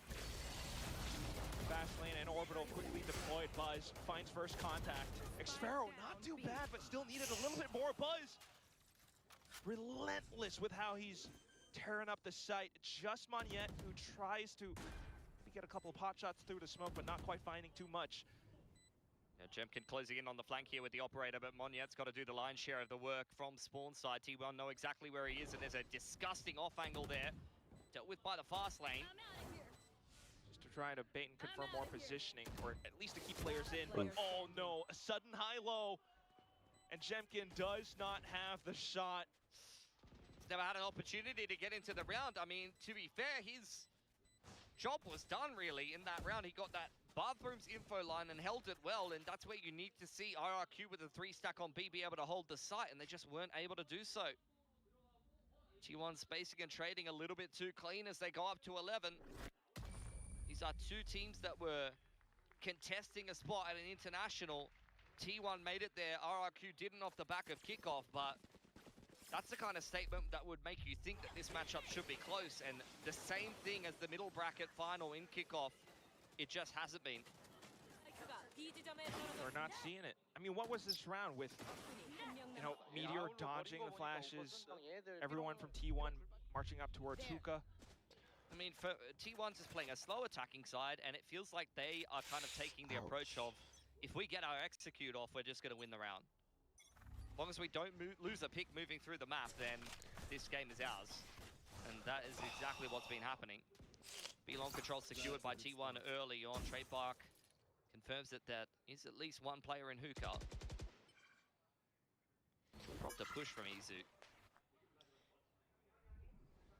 Meanwhile, for RRQ, it's to hedge their bets on these B setup. Jemkin on an op, the double stack inside of hookah.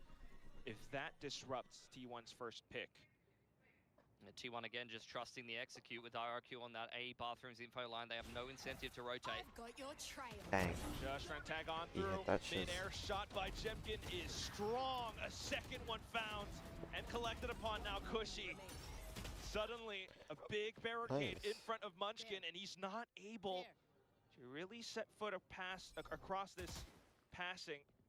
Maybe just slightly into elbow? No, not even. Jemkin turned online. Yeah, big 3K on the operator. He was looking sharp with the Outlaws, slowly starting to work his way into this game on the defensive side. Jemkin starts to get fired up here. That could cause some serious problems for T1.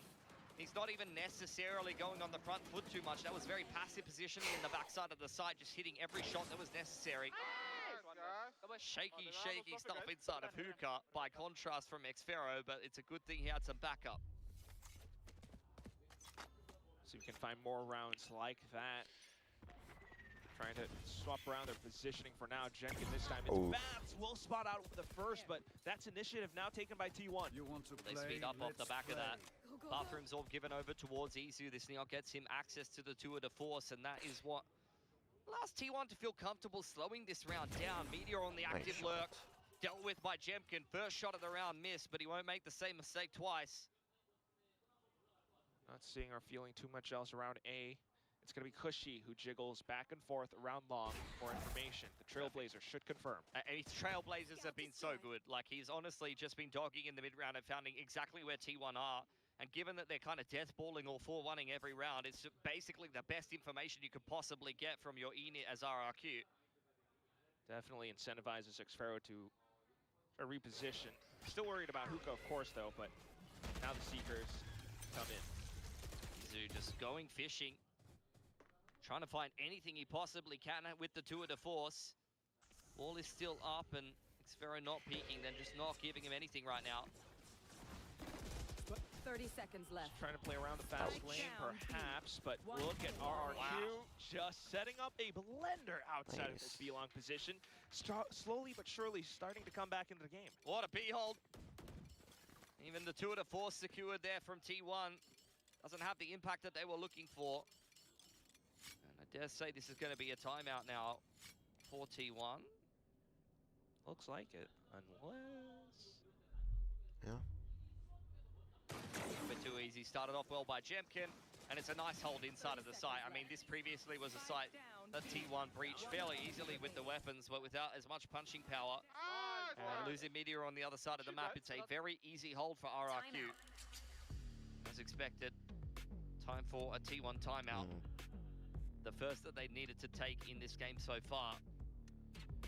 Have done a pretty mediocre job of keeping the information game honest. I think they just, as I said before, just trust their executes a lot of the time. They don't really care if RRQ knows that bathrooms is clear. That's where you need to see T1 kind of do what they do best a little bit better. It's either Izu or Meteor that needs to get active on the lurk. Somebody needs to get into an annoying position. You'd love to see them with an insert towards U-Haul or something like that, or just drop someone off inside a hookah, because it feels like in a lot of these rounds, either the Trailblazer or the operator or even Crazy Guy, I think it was just jiggling bathrooms, is getting the information that RRQ needs to make sure that they're stacked on the correct side of the map. I should think T1 are capable of such plays, despite us not seeing it so far in the second half. But at the same time, very clearly, a big problem in the rounds would be Jemkin on an off. I mean, if they drop off Izu here, that's exactly what I want to see from them. Out comes the pit over towards B-Long, and exactly that. I mean, this is just dropping the chamber off on the lurk to control the information and look for picks on RRQ's rotation. Now you're going to see pressure back on that A side of the map. Yeah, first step of the puzzle. Izu, whoa. What? Trying to get himself safely into position. Oh, he's definitely spotted here. This is a very cheeky off angle from Monyet. Trailblazer looking for information on the A side of the map. And that's exactly what you wanted to see from T1. What a beautiful hookah drop off. Despicable. Now off towards A site. Nice. RRQ are prepared, not seeing too much else. They knew that it was just a chamber. Jemkin needing to come up huge for T1 as well, for RRQ as well, but suddenly, okay, crazy guy will start to step up to bat. Once again, the brunt of the push is being dealt with extremely easily by RRQ. Even if they find a kill on the lurk, the defense is just putting up a wall. T1 cannot break through. Throw as many bodies as you want against the shield. As long as it is intact, RQ should be having these rounds any day of the week. Xfero slowly back out from market, but T1 slowing things down again, just another step further. 5 seconds to go, and they're still thinking about getting the spike down, but it's orbital forced out of RQ's hands.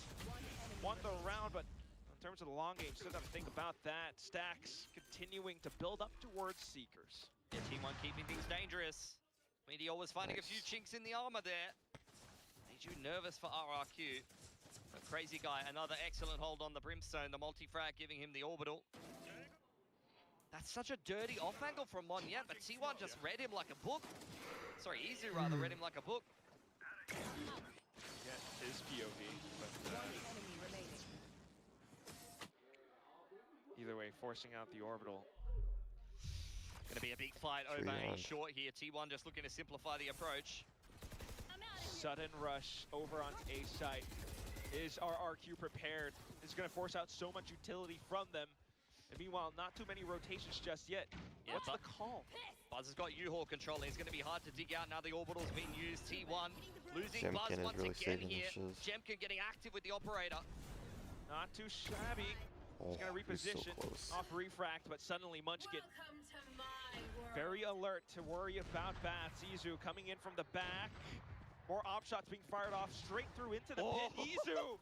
He's letting Kushi slip. And now he's got every single target lined up, but he goes down! RRQ still in this fight. The storm in them surging forward as they look to hunt down bit by bit. It's RRQ up to a 9th. Jemkin again finds an opener on an angle you would never be expecting. Like, Buzz gets in U-Haul there with the judge, and I'm just thinking like, okay, your job's done, mate. Just sit there the rest of the round. You don't need to do too much. But diving into backside gets him killed, puts T1 at a disadvantage when they would have had a pit in the post plan. I guess he popped the overdrive and tried to go aggressive on spawn side, but it just feels a little bit forced and unnecessary. T1 feeling like they're getting a little bit desperate. Haven't been able to find any of these attacking rounds, and oh my god, this could be a vintage RRQ comeback. One that we've seen quite often. It's very possible as T1 are back to another partial buy, 4-1 split that we've always been observing. Yeah, Meteor on the lurk, looking to have some impact. Trailblazer and Guarding Light exchanged over on long. Buzz has made his way quickly in towards Hookah, but with only a shotgun, he's going to need to close the distance. Otherwise, though, RRQ encouraged to play in forward position. Wow, that is such a sick adjustment from RRQ. If you go back and look at the replay there, Stacks Guiding Lights up over the site, because RRQ have played a passive setup on B this entire half, and this time they double up Garden, and T1 completely overlooks it. It is called Garden. You wouldn't have expected it, but that's what confidence can do for you. The confidence to buy yourself a hero vandal. Might as well save. But when the rest of the team dies, you can't find anybody. Just feels like you're playing Blue's Clues at that point.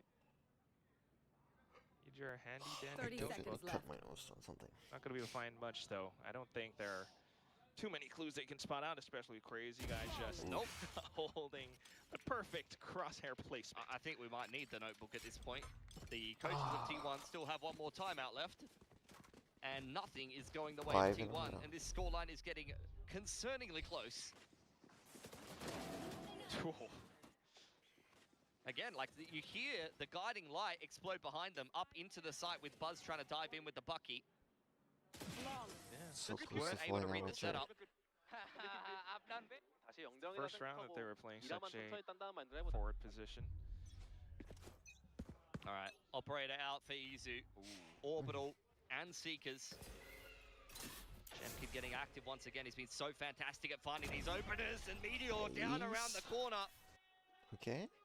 It's looking good now. Well, Izu now raring to go. We've got Trailblazer back into B long. I mean, it's got to be Seekers into Orbital, but RRQ has been so good at holding this site every single round. Makes you think twice about that execute. Jemkin in position as well. Even if you do pop the ult, will that be enough? That's nice. Allows for Buzz to get deeper though. Oh, and suddenly Munchkin pushing off of it. It's Cushy down in the dirt. Just save that round. Monyet out from Never mind. behind. Here we Swinging. go. Will he find the kills to bring RQ back from the brink? It's Molotov as well, and suddenly Stacks just backed into an angle. Choo-choo, Buzz Monet, you trying will to hold send it. off towards spawn. Just send Jemkin it, and an Monet. operator. It's gonna be tough to take this fight, but he gets a go at it. Hops across, That's so but rough. T1 just never falter. I mean, the Orbital made all the difference there. He was so close to getting that bomb kill. Deals with Xpharaoh outright, and Waylay goes down as well, in towards the backside of the site. You start the round so well. Oh, the stun was so sick there. Xpharaoh, nothing he could do. The Waylay forced to dash outside of the site. And in the 2-on-2, T1 have exactly what they Nice need to get shot. the job done. 나이스. It's the first round where I can't tell RRQ if has the not cut's been in able to my hold house or B. outside. After a lot of effort done on this defensive side here. Will be all for naught if this round doesn't go absolutely right for RRQ. Back to what's worked for them previously. Yeah, quick bathrooms control from T1. And once again, they're dropping off Izu to look for picks. Monya and Jemkin are hanging around in this part of the map, though. This could have yet another op duel between the two. Situation's tense.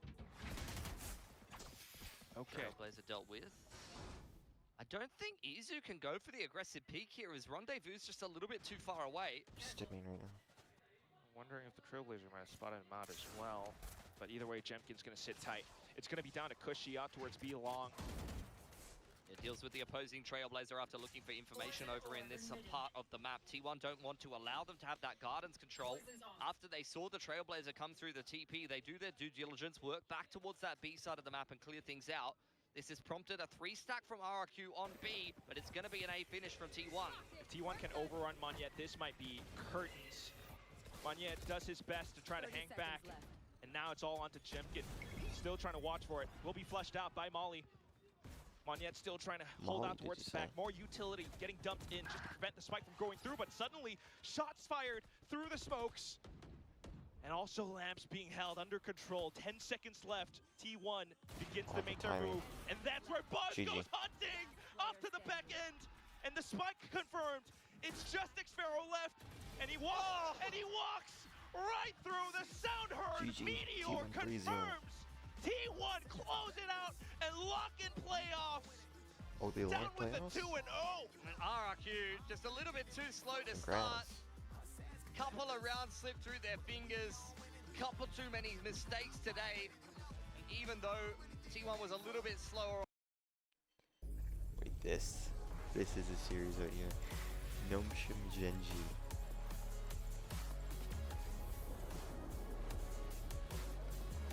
One of the best series we'll see.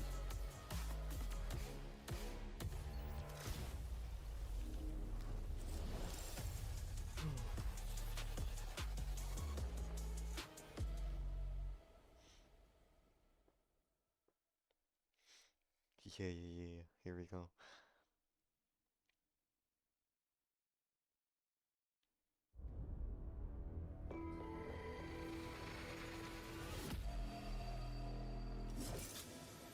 Today's matchup. Nomshim.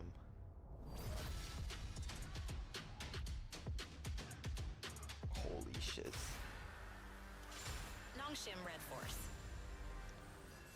It's been a rough start for Nongshim since Santiago, but a number of weeks have gone by, and we trust in the recent Masters winners to find a way to get a dub. Yeah, I mean, I feel like that Masters in Santiago was a perfect storm for this team. The meta was so perfect, and they looked absolutely unbeatable. Now they're in a limbo where they're really trying to fight to find positions for everybody in this team, find that semblance of comfort, and they've not managed to do it yet.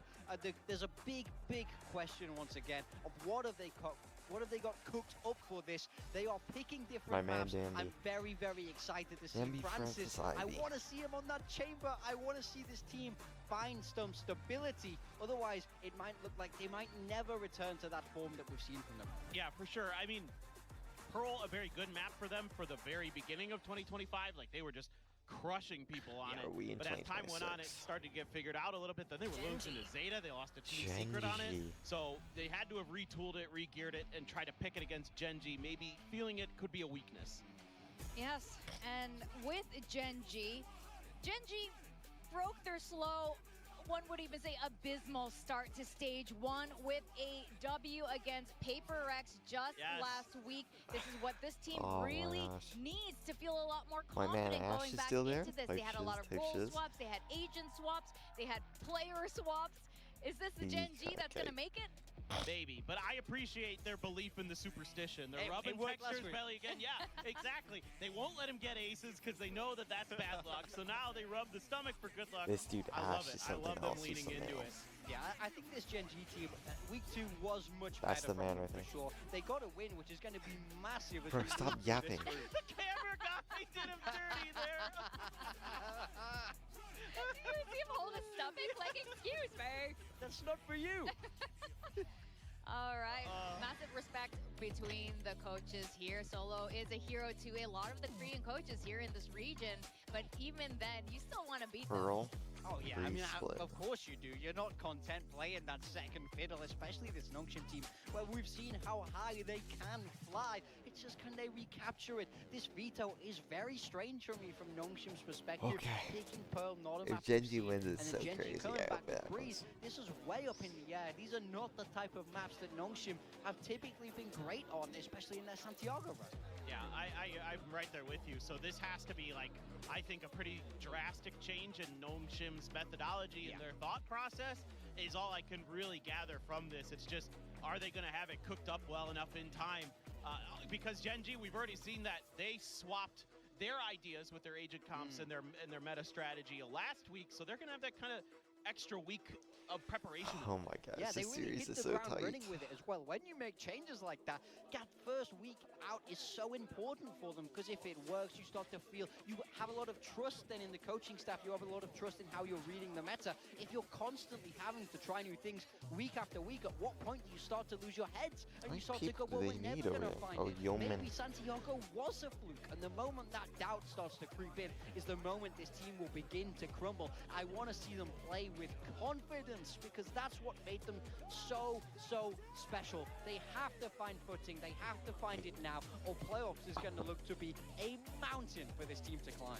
You know, though, with Guys, Nongshim, get out of the huddle and go play the game. So there's something about this team that is very different than GENG, other Ascension fighting. teams.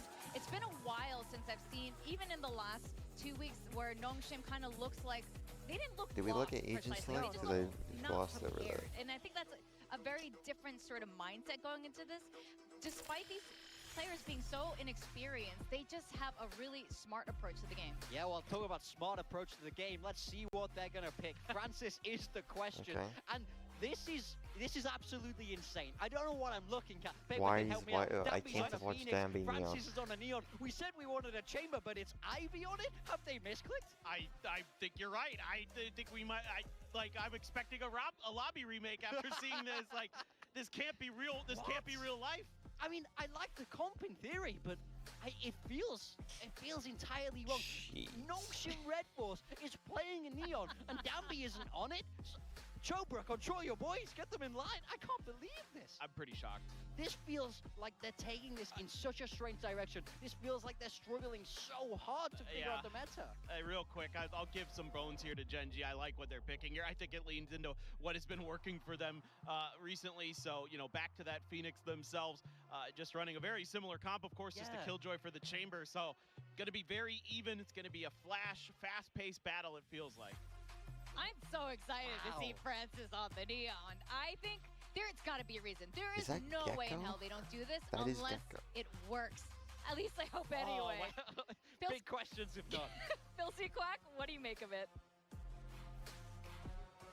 It definitely is the clash of the titans here between Nongshim and GENG, of course. It's a flashy composition. I don't know what the desk was thinking of, though, but you certainly have a lot to say, Pili. Yeah, I mean, the last time that we saw Francis on Neon, it was an off-season, I feel like, experiment of understanding for Nongshim, where Danby played Breach and Francis played Neon. They swapped their roles for one map, and they won. So I don't know if that's going to happen again today. This is a debut chamber for Ivy as well. So Nongshim doing crazy stuff with their roles, which worries me greatly, because I think back to Ascension, where they climbed back into Pacific, their first game against Nows, they swapped everyone's roles. Danby wasn't on a Neon, he was on an Astra, and it was horrific for them. They got battered by a team that's not even in Tier 1, so I'm concerned. They're 0-2 in this group. If they lose this series, they could be out of playoffs contention. At the very least, it will be very much out of their hands and come down to head-to-heads and tiebreakers for the other teams to kind of organize themselves. Yeah. On the side of GENG, though, very impressive upset over PaperX just in their last game. A chance to now beat both Masters Santiago Grand Finalists back-to-back. And at that point, you would be starting to get very excited about them after a horrific first game in this group.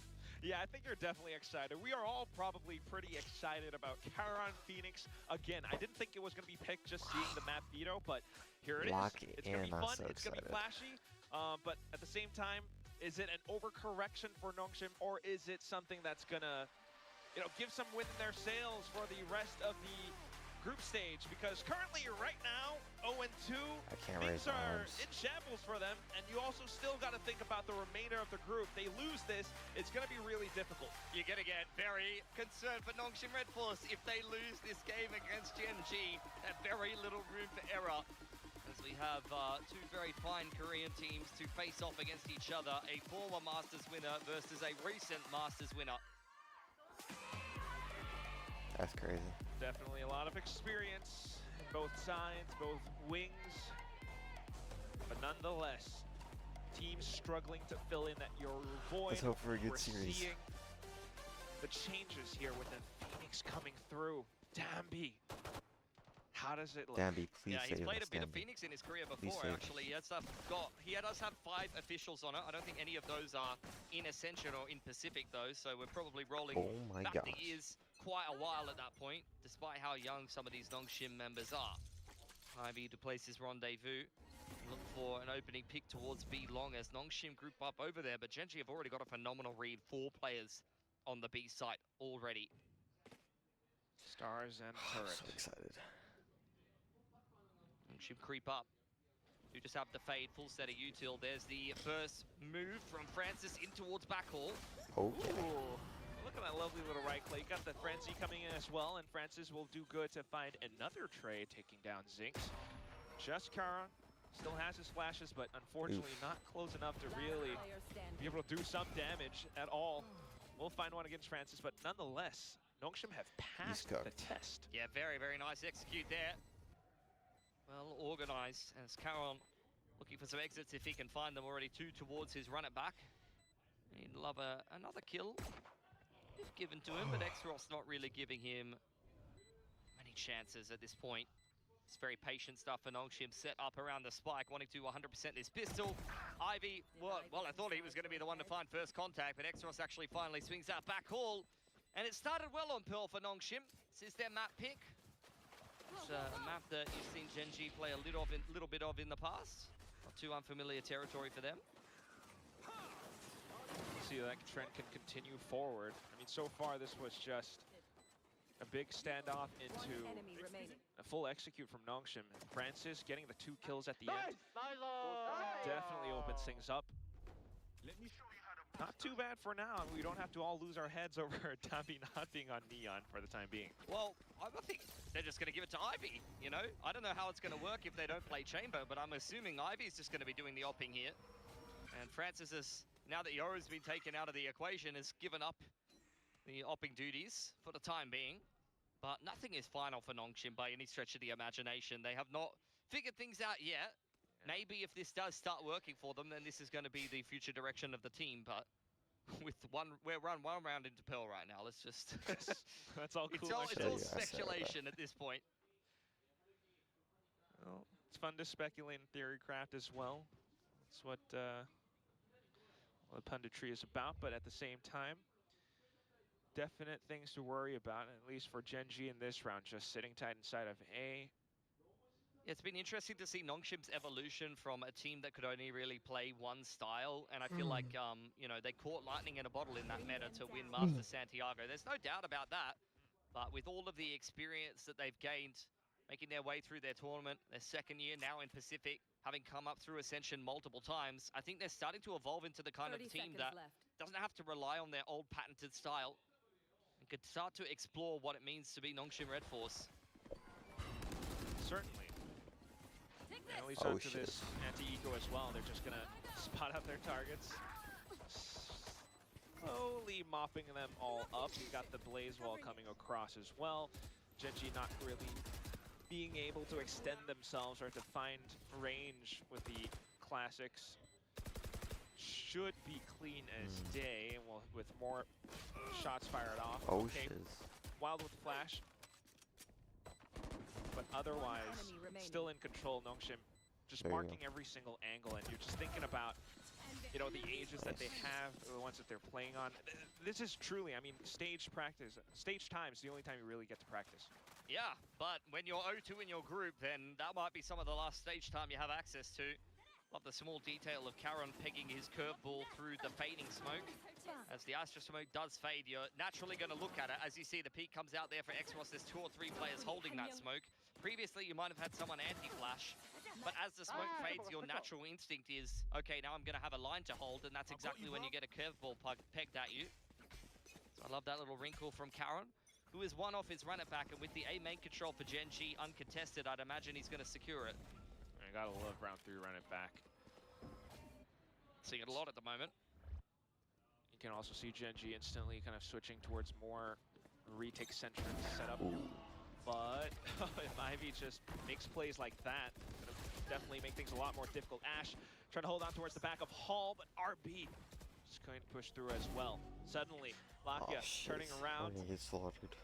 And then you got just the 2 duelists left for GENG, who probably will not be able to do too much. Really slaughtered. Probably just considering a save at the moment, unless Nongshim Red Force overcooks and kind of hands them a couple of entries back in.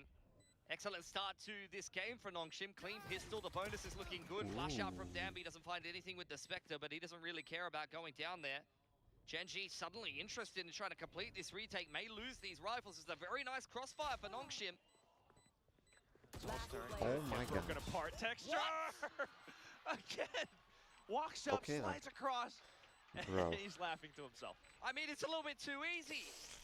How has that been thrown away by Nongshim? They are completely set up around the spike. I think they just assumed, with nothing given from GENG, that there was going to be a save there. And Texture's just stolen that round. Insane Let's see that again, because this is outrageous. So we're peeking into Texture one at a time. And completely whiffing. That's not going to be good enough. That's crazy. Texture's just laughing all the way to the bank now. And what should have been a bonus round win for Nongshim has completely slipped through their fingers. GENG back onto another gun round, and they didn't even have to use the run-it-back to win that clutch. Once again with the A main take, a lot of information off of it. Nongshim just looking to run it down through B. Yeah, singular approach from them. Full view till set up over here for Zinx. Ash up close with the judge. We'll sound it off through the Prowler.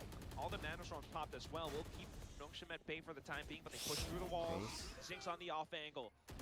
We'll pick up quick double. Texture off to the back lane as well, and now it's just Xros left. Despite the ults, despite the utility, the execute. Broken up to bits. Let's go, guys. What a difference 3 minutes makes. Went from feeling like GENG had no hope and Nongshim were going to have a brutal bonus round win on round 3 and have an undefeatable economy for the foreseeable future, to now GENG win 2 rounds back-to-back and break the money of Nongshim. Unbelievable. Good stuff from Zinx. Big 3K from the man after being caught lacking in connector. He ran down the street with his knife out, and Ivy just kills him for free. in a round previous. This time, holds down the side beautifully. Cash to splash. You've got the Outlaw now coming through. Nongshim on the other hand, once again, still trying this B push. Looking to hammer down the door. Ash to receive. Trying to buy himself a little bit of space. Does hear the movement from the Neon in towards backhaul, but is just going to wait for the run it back and the rest of GENG to make their way back towards B.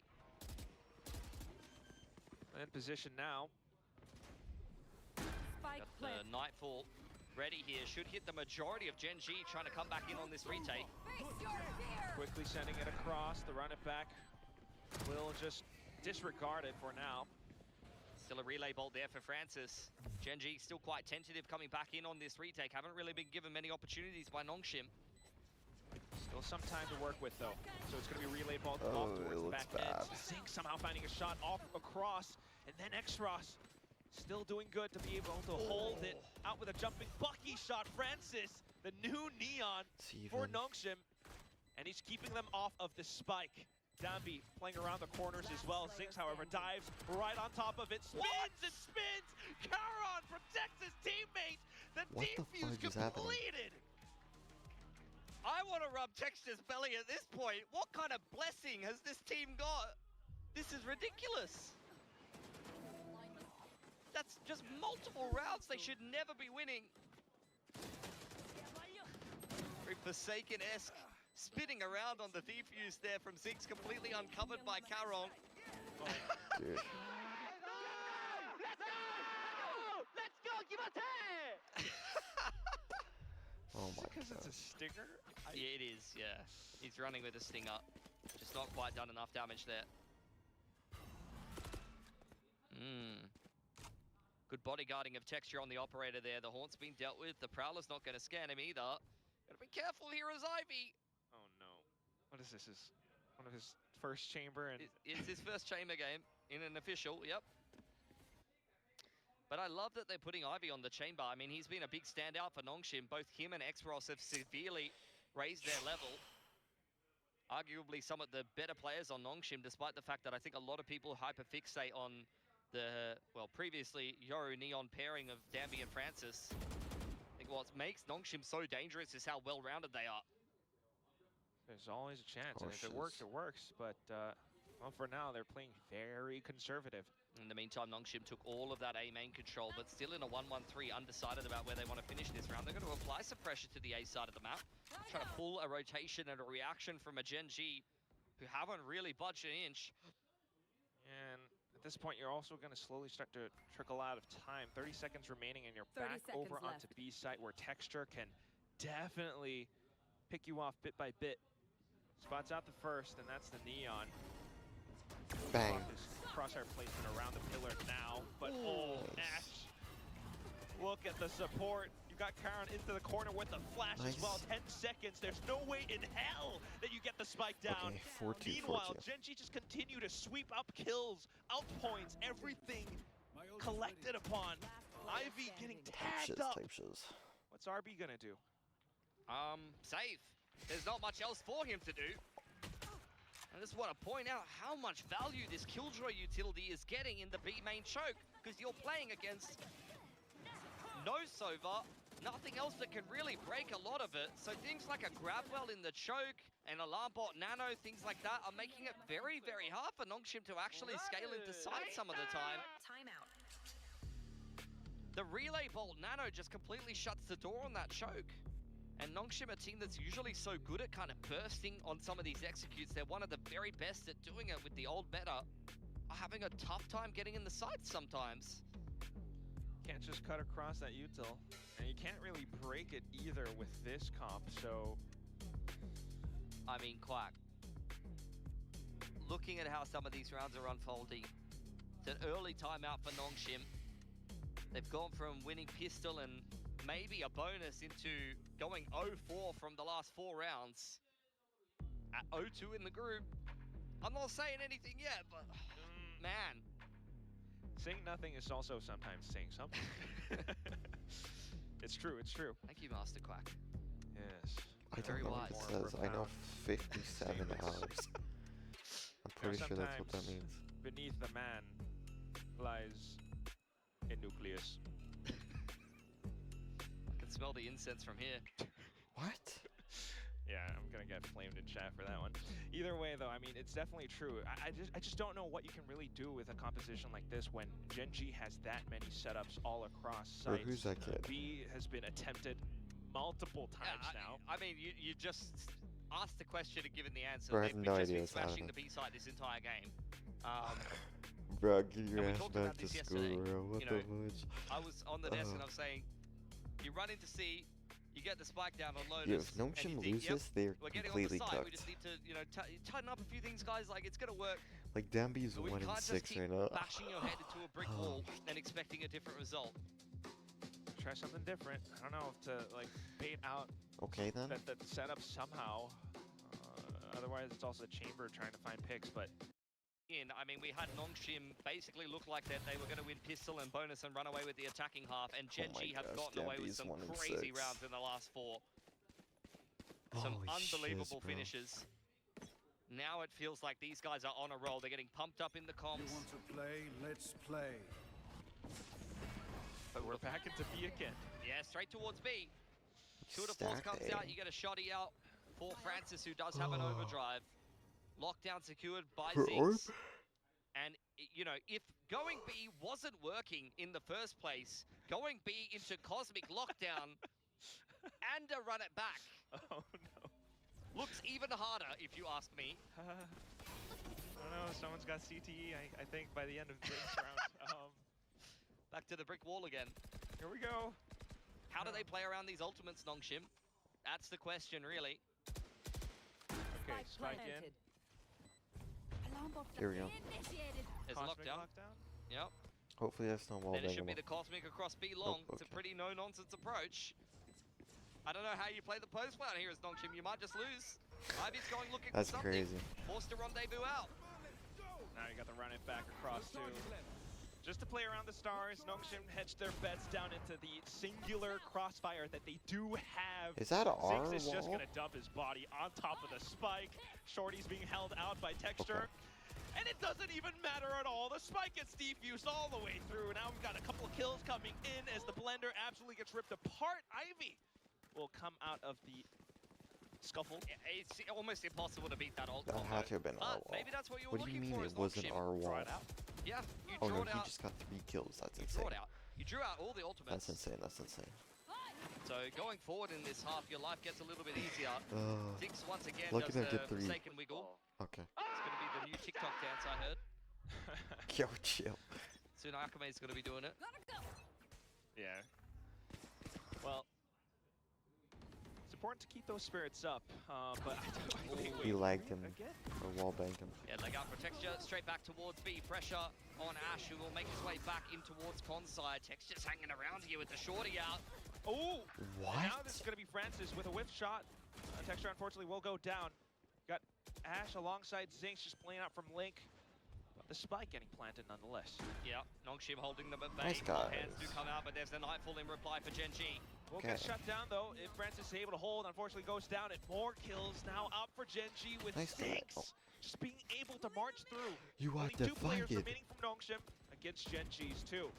A smoke between them, just trying to play around the pillar. No, he saved Look though. and lock it. Ooh, elevation, he gets caught, Yikes. misstep. Zinx getting gunned down as well. A bit of a reply from Nongshim. Yeah, it works. What are we at now? 6 times the charm. Okay. They made it work, Dambi although 3 to be and fair, they were 8 going is to be on the crazy. pistol as well, and I think the anti-eco, so maybe... That might have been all 8s. How did we times the headshot with a shorty Whatever you want to in call it. shoes? Nongshim have made it work. Credit to them. I mean, drawing out all of those ultimates in the round previous ends up working What out is pretty that? well for them in a round like this. The B post plant was a lot easier to navigate. Francis able to beat Texture in back halls. And from there, things get a little easier. I'm very curious. Now it's still the 4-1 split, but this time Ivy goes hunting. Unfortunately, will be hunted instead. And back into it again. I mean, these nanos are so good, man. Like, look how much space it's getting. And then it's Karen still into a corner. No, it's Ash, Okay. actually, but still trying to play around. Huge fade, Takes out but the we run it suck back. ass. Francis this time with the movement, but Texture comes back in with his own overdrive. He's got the operative pulled out now. We're Dodges the cooked. flash. Quickly slides away. Thank Karen God, coming Karen. over and finds Karen's a saving our ass, trifecta to put GENG back in. I actually don't understand what I'm Pretty watching. much. I gotta be Every one honest. counts. It's like, I think this might be drills.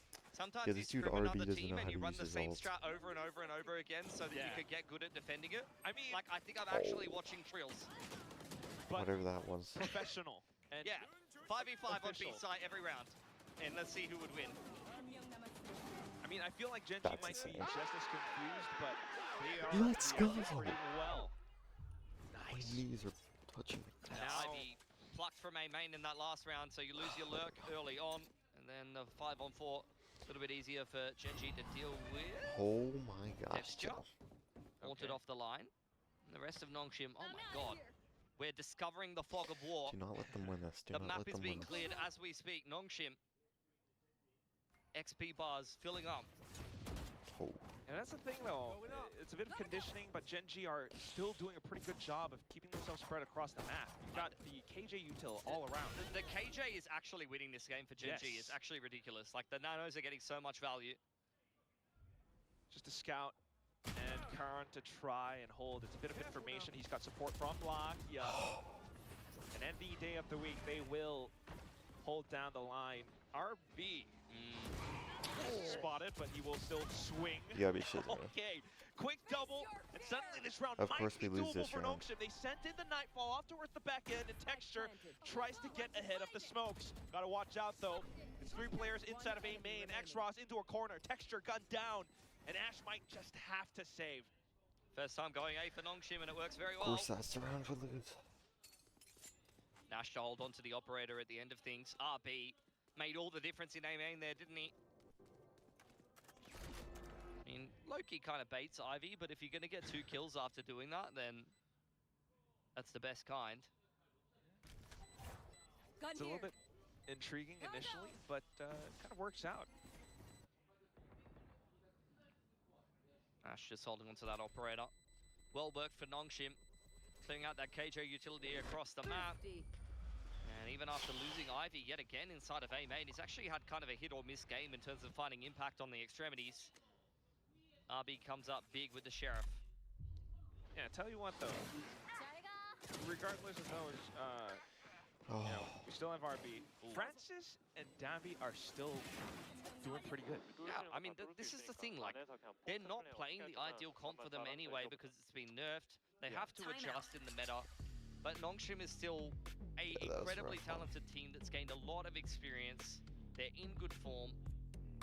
And teamwork-wise, I mean, in one of the more chaotic metas where you actually on a micro basis need to play off your teammates very well, your comps need to be clean. They've been one of the best in that meta, and I think that will translate into this current meta as well. Especially if you're seeing a lot of this kind of thing, like Phoenix Neon double duelist is very chaotic. And similar to the Yoru kind of Neon meta, there's a lot of similarities there, just less of the kind of positional reads in terms of using the gate crashes and having those freebie op shots and things like that. Obviously, that's a part of the game you need to solve. But in terms of actually like the team fights and things like that, they're still very much involved. Let's not forget also, I mean, this is the point that I want to make, Gen G, that first week is still, you know, a bit of a question mark, I think, for most of us. Well, they might have gotten the win back against Paper Rex. Yeah. I don't know what you were thinking, but like in the 3rd round when they were about to lose versus the bonus, I was like, okay, we're back. We're back to baseline for Gen G. That's honestly how I was feeling. And then they put, you know, that bonus win together and won like 5 or 6 in a row. So credit to them. They're sticking in there. Prowler across A main, avoided nicely by Lucky. He'll return one of his own. Okay. So partial buys for Gen G, but they're still in position nonetheless. Karan, bit of contact, we'll try to hang back, maybe toss out a flash to try to delay a bit further, but it will be Lakia into the smokes now. Trying to dodge the Prowler, but will still get hit by it. We're still inside the smokes. Okay, finally checked it. On with the Phantom. But that is enough time for the rest of Gen G to arrive close enough to try to fast blood back in. Francis trying to prevent them from coming through with all the shots, all the angles. But Texture is making that operator sing. It's gonna have to hold on to it though. Make it sing another song for another round. Not unless Francis can help it. Dances back across and look at it. Everyone from Nongshim now starting to set up a hunt. fast lane. He's trying to stay alive. He's down to 20 HP, but you still have RB close by to worry about. Star setup. He's stunned. Oh no. Don't do it. Oh, I thought he was going to knife him. Oh my god. Cheeky.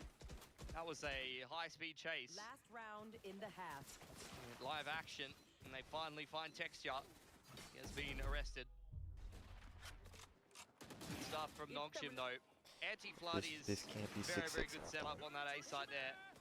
It's able to stop GENG from getting involved. They dealt with the Bucky inside of that A main smoke, but this is kind of what I was talking about, like in terms of the, you know, mid-round fighting aspects. Nongshim still have a great understanding, and I think they knew exactly, you know, playing against Neon Phoenix, what GENG was wanted to go for there, and played around it perfectly.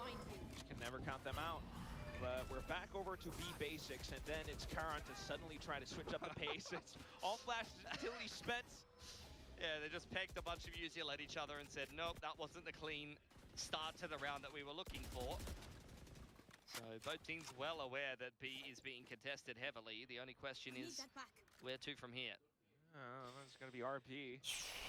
Still though, if RP goes down, this might be a different conversation. They're definitely crunching him in the middle. You can see movements over there towards Art, and Karon's hanging around here as well. Yeah. Only question is when the defense is going to wrap onto him and how coordinated they're going to look doing it. Ivy's found Texture in the meantime. That's going to be the signal to call everyone to peel off, come back in to reinforce the site. You never like that as GENG when you've got lockdown, run it back. You'd much rather have the numbers if you're going to invest those ults. Ash also one off the Cosmic. They've got great tools to be able to retake B, but now less personnel. Last round, first half, a situation like this, you might just be forced to play incredibly defensive. Turtle up with more shots being fired through smokes. Okay. Ivy's been sitting here for so long. This is just the most patient man you've ever seen in the world. And as Ivy makes as much noise as possible to try to keep GENG interested, the rest of Nongshim will make their way back towards A. 18 seconds on the clock. Who just ulted? Run it back used by who? Wow.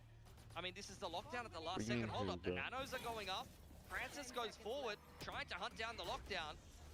Trying to watch out for, oh, inside the smoke! Zinx, unfortunate, but now it's Francis just continuing to press W. RP, the late lurk, finally reveals itself, but at what cost? It just works out so well for Nongshim. Just Karan left. With the spike planted out in the open, four stairs as well, but Ivy is the main one, the first one to look out for. Yeah. With a clear side picture. Boom, headshots. The new chamber takes the dub. Yeah, 6-6 for Nongshim there. After a big streak of rounds for GENG, they recover very well at the end of the half. First half, but he did hand over a couple of first deaths. Please win, GENG. We're so I got close. my eyes on Sinks though. Like, this is a man who's very flexible in his role. And I think as the killjoy on the attacking side, you need to find good lurk timings and play with confidence. Go, go, go. Yeah. See a lot of very good killjoys. Be able to be difference makers on that attacking side. Saw a big game from Kaide. And at times, you know, we've seen Meteor go big. Yeah, but Kaide played against Zeta, which is hit or miss. Always a big name. Different approach a little bit though, and Art being cleared out, Prowler and a player to try to push up in towards B Link, but Francis just keeps his eye on towards doors with that ghost of his. Pushed off the line though, loses a lot of HP. And this rendezvous not looking very useful in the position that Ivy's in now. So unless Ivy can somehow spin around, find kills, this round might be done for Nongshim. First one to fall, and instantly shifting into a retake setup. Breathe. Yeah, GENG's just completely picked apart that setup. Out comes the hot hands to deny the spike plant, so that'll buy a little bit more time for Nongshim. Pretty good. Still though, keep your eyes on Ash as well. He's in position to try to show up and cut them off in some rotations. Nonetheless, Nongshim will still try to push up front. Just shoot him. Taking down RB. What? And suddenly, all the way towards the back end of Halls, it's still Texture and Karan keeping things competitive. You gotta be sure, comes in across with the ghost. RB to finish on a right click. Been a pretty quiet game from Damby, and I was looking at his positioning at the start of that round, and I'm like, when have I ever seen a Phoenix playing passively in the middle of the map and just slinking away at the spawn? I'm like, what is going on for Nongshim? But he's come up big at the end of the round with a 2K on the pistol nonetheless. Feel for Ivy there. GENG did a fantastic job just picking that setup apart. The chamber had no impact. Francis was pushed away. But Nongshim have found a way to win the round regardless. what you'd always expect, but still being able to bring back home the dub, that's all you really need. As Notion moves on to the next round now, they're trying to watch down towards Art because that's where GENG is pushed through before A main as well. Sheriff's purchased by Zinx and Texture, one of them already going down early on. Might be good on the Marshall there. Just clear chamber things. Off to A main though, at least GENG takes up the orb. I can't move.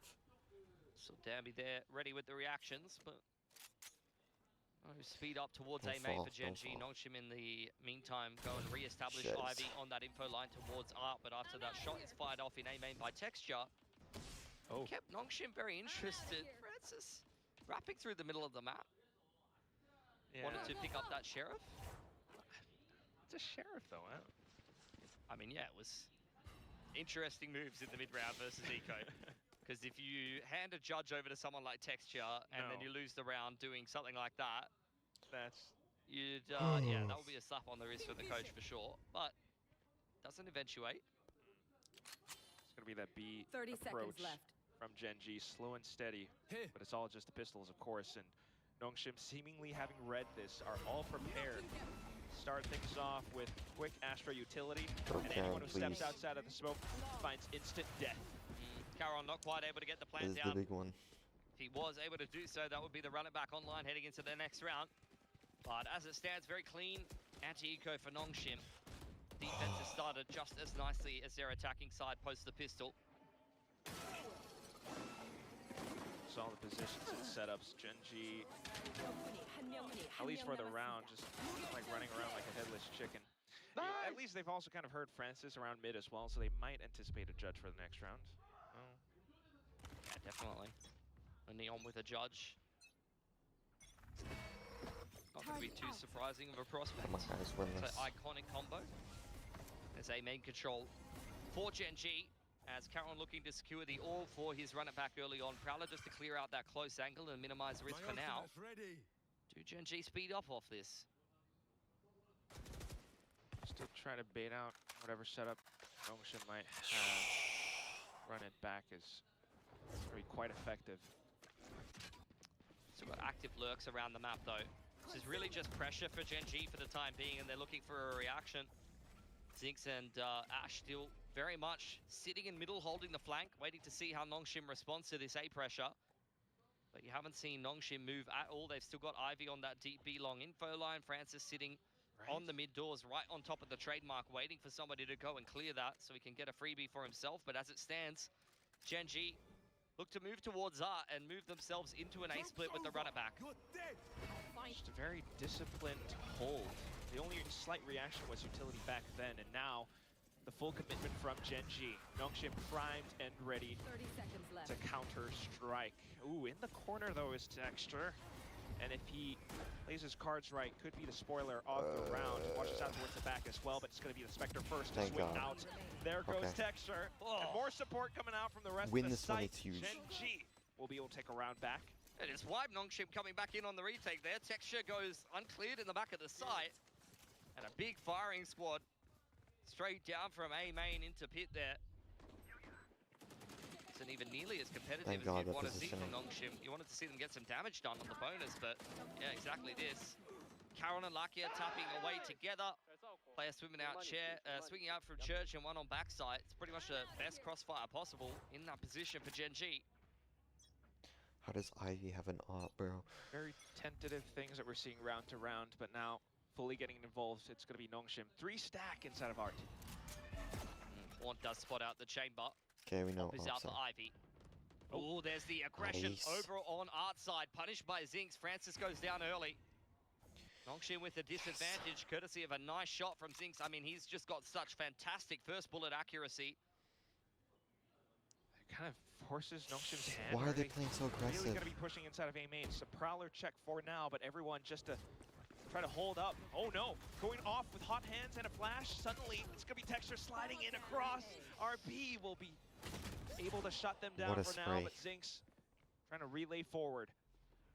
Still tentative though. X-Ross can be very dangerous to deal with, and GENG will slow things down once again. They're waiting for Ash to get involved. He's prodding over towards double doors.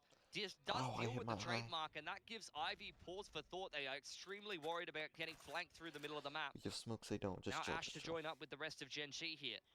Still a curveball in play. Multiple nanos. You've Oh got 2 stars on Ash. You've got everything you need to win this 30 round and a seconds man left. advantage. But My heart's X-Ross beating could so still pick freaking them fast, apart. man. He's got a full belter util for himself, and he's in a great Start position. hyperventilating. Has to. A first pick or more. Vandal for now, though. Oh, it's a tricky position to be in. All the way inside a pit. Bro, Gets just hands chill. around it. It's a Vandal as well, of course, and that's ultimately what makes things the most hairy, but okay. No way, you just whiffed. Does well to do enough damage enough for Ivy Just to don't come peek. in with Headhunter. Zinx trying to play off the swing, but Ivy lands the flick. Big clutch from Ivy. X-Ross does the most there. On the cross, the Haunt made a big difference, getting a huge scan. The C's hitting Zinx as well, who's forced to plant inside of it. The entry back into that A site just made incredibly uncomfortable by the fade, and Ivy's good enough to clean up from there. I'm so close here, just if I didn't Felt pass like it out, Gen G I might really have- overcooking a little bit. I mean, Lucky is quite unlucky to go down there. RB gets probably more done than you would expect from him in that position. Oh, what a shot from Ivy. So underrated. It's actually ridiculous. it's a welcome change, and he's living up to the tale so far. As we move on to the next round, once again, heavy aiming presence from Gen G. Oh, In the middle of the map, though, you see Nongshim once again getting active. Zinx to receive, turning from the flash, but unfortunately that puts him in a state of You gotta be discomfort. shizzing me, man. Cleaned up by Nongshim, so the opposite start to the round compared to the last. no trade available. Now gives them potential for Francis to come up Just with flash, more use a kills. flash. Spots the barrel. Oh my gosh. Picks off the first. A slide and more out for Gen G just to take things back. Dabby being a little bit of a pest on outside, doesn't even really need to go for more here. Got multiple ults to work with and a man advantage on the side of Nongshim. They're feeling very confident about closing out this round. Smoke towards street, just looking to deny some info to Nongshim. Who was Ivy that? can't Was see that anything Lucky over at 3 there. kills? And as I'm gonna such, lose Danby it. trying to keep the middle of the map safe, but Nongshim just quite happy to play this round hands off. They've got great ults to close out the post plan if we make it there. Yeah. They've got a nice crossfire inside a pit. Stop Haunts talking. there once Merpin again is for back. X-Ross. Just for Gen G to maybe go an all in or 30 nothing. If seconds they don't left. save or if they don't come up with a round here, it's double digits and potentially more for Nongshim as the economy might go bad. Danby just fully emboldened by the audio cues, marches up front and We're gonna instantly lose. dissects Gen G. Just running at them with a run it back. He took that name literally. Start to the round, Nongshim not dissuaded by getting first pick by Zinx. It's just the round previous. Look to get we got aggressive run it again, back, and it but- works out a treat. That's why he was doing this shiz. What? Come on!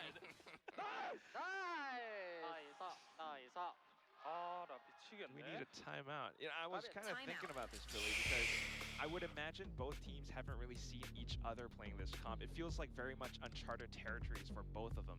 Yeah, maybe less so on this map for Gen G, but it's something that they piloted quite well just last week against Paper X. Nongshim, this is their third switch up now, it feels like compositionally, although we're talking about different maps, and I think stylistically they've gone from what was Waylay Neon back into Double E Knit, and then now into the new kind of Yoru Neon of the Phoenix Neon. Yep. Series to series, Nongshim still kind of undecided what direction they want to take, but look, if they're looking good with this style, and it's something somewhat similar to what they were playing previously, even if they are I kind of can changing up who's understand playing what Gen G. roles, I think they're going to be somewhat comfortable. It's still, at the end of the day, Nongshim, no matter which way you slice it, different agents, different player names, but they're still going to come in at you with that aggression. You They're saw gonna that come. mid What? push from earlier before. This time around, maybe slightly different with Ivy supporting Francis out by door. Are we gonna lose just Yeah, because there's our a lot of foot is- members in middle here for Yeah. Nongshim, and it starts off beautifully. Karen goes down early. No way Another they're opening baiting pick too. in the first 5 seconds for Nongshim for Gen G to just digest.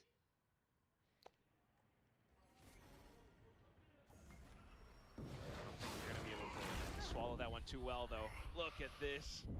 Tough pill Yeah, to swallow. Suddenly, Francis just makes things so bitter for GenG. It's just disrespectful. No manners at all for Francis. He's running at them.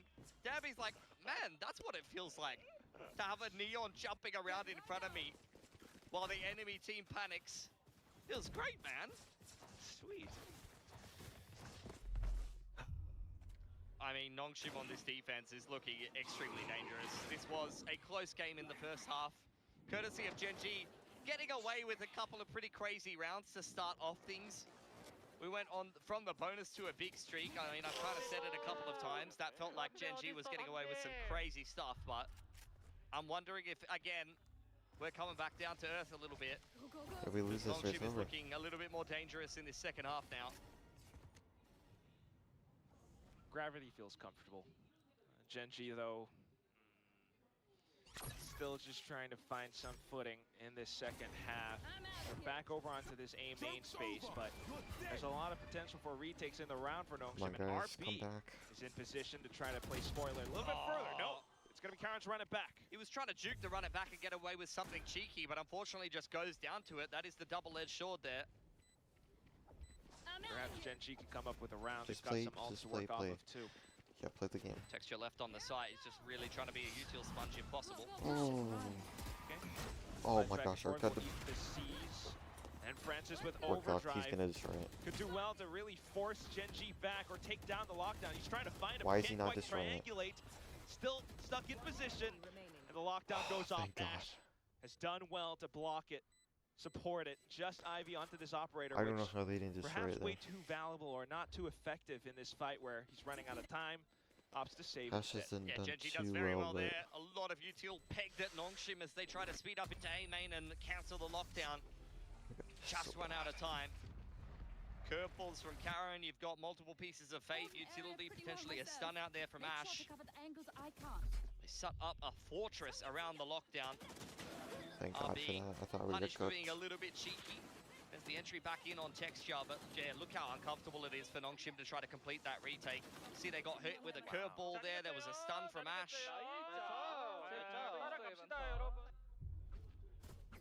It's good stuff from GenG. Good I reply in want round number Nongshim to lose 19. so bad.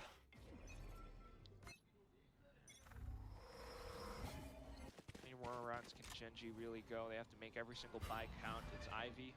Gonna dodge the hunt for now. Gonna make this operator work. Wow. But whoa. That was close. Quick movement from GenG, and now they're You are swarming the B deflected. site. The only one here to try and play spoiler is Francis. Dodges the Nightfall. He's a judge, don't Does swing he him. have range with the judge? Okay, We'll swap just down don't listen Texture to for me. the time being. A second getting taken down. Karen replies back with the same thing, and then the Nightfall out from X-Ross. RB starts to push across. The only player left is Zinx. Stuck in a 1v1. TP. Spike Go out to of range. RB tries to reposition. Makes his way towards heaven. Turret deployed from Zinx, trying to deal with that. Swing back up on two. Dealt with by RB. Really, really good stuff in the clutch there from him. We were so close. All that skirmish just for this moment. Are we broke? Yeah. Oh, we're broke.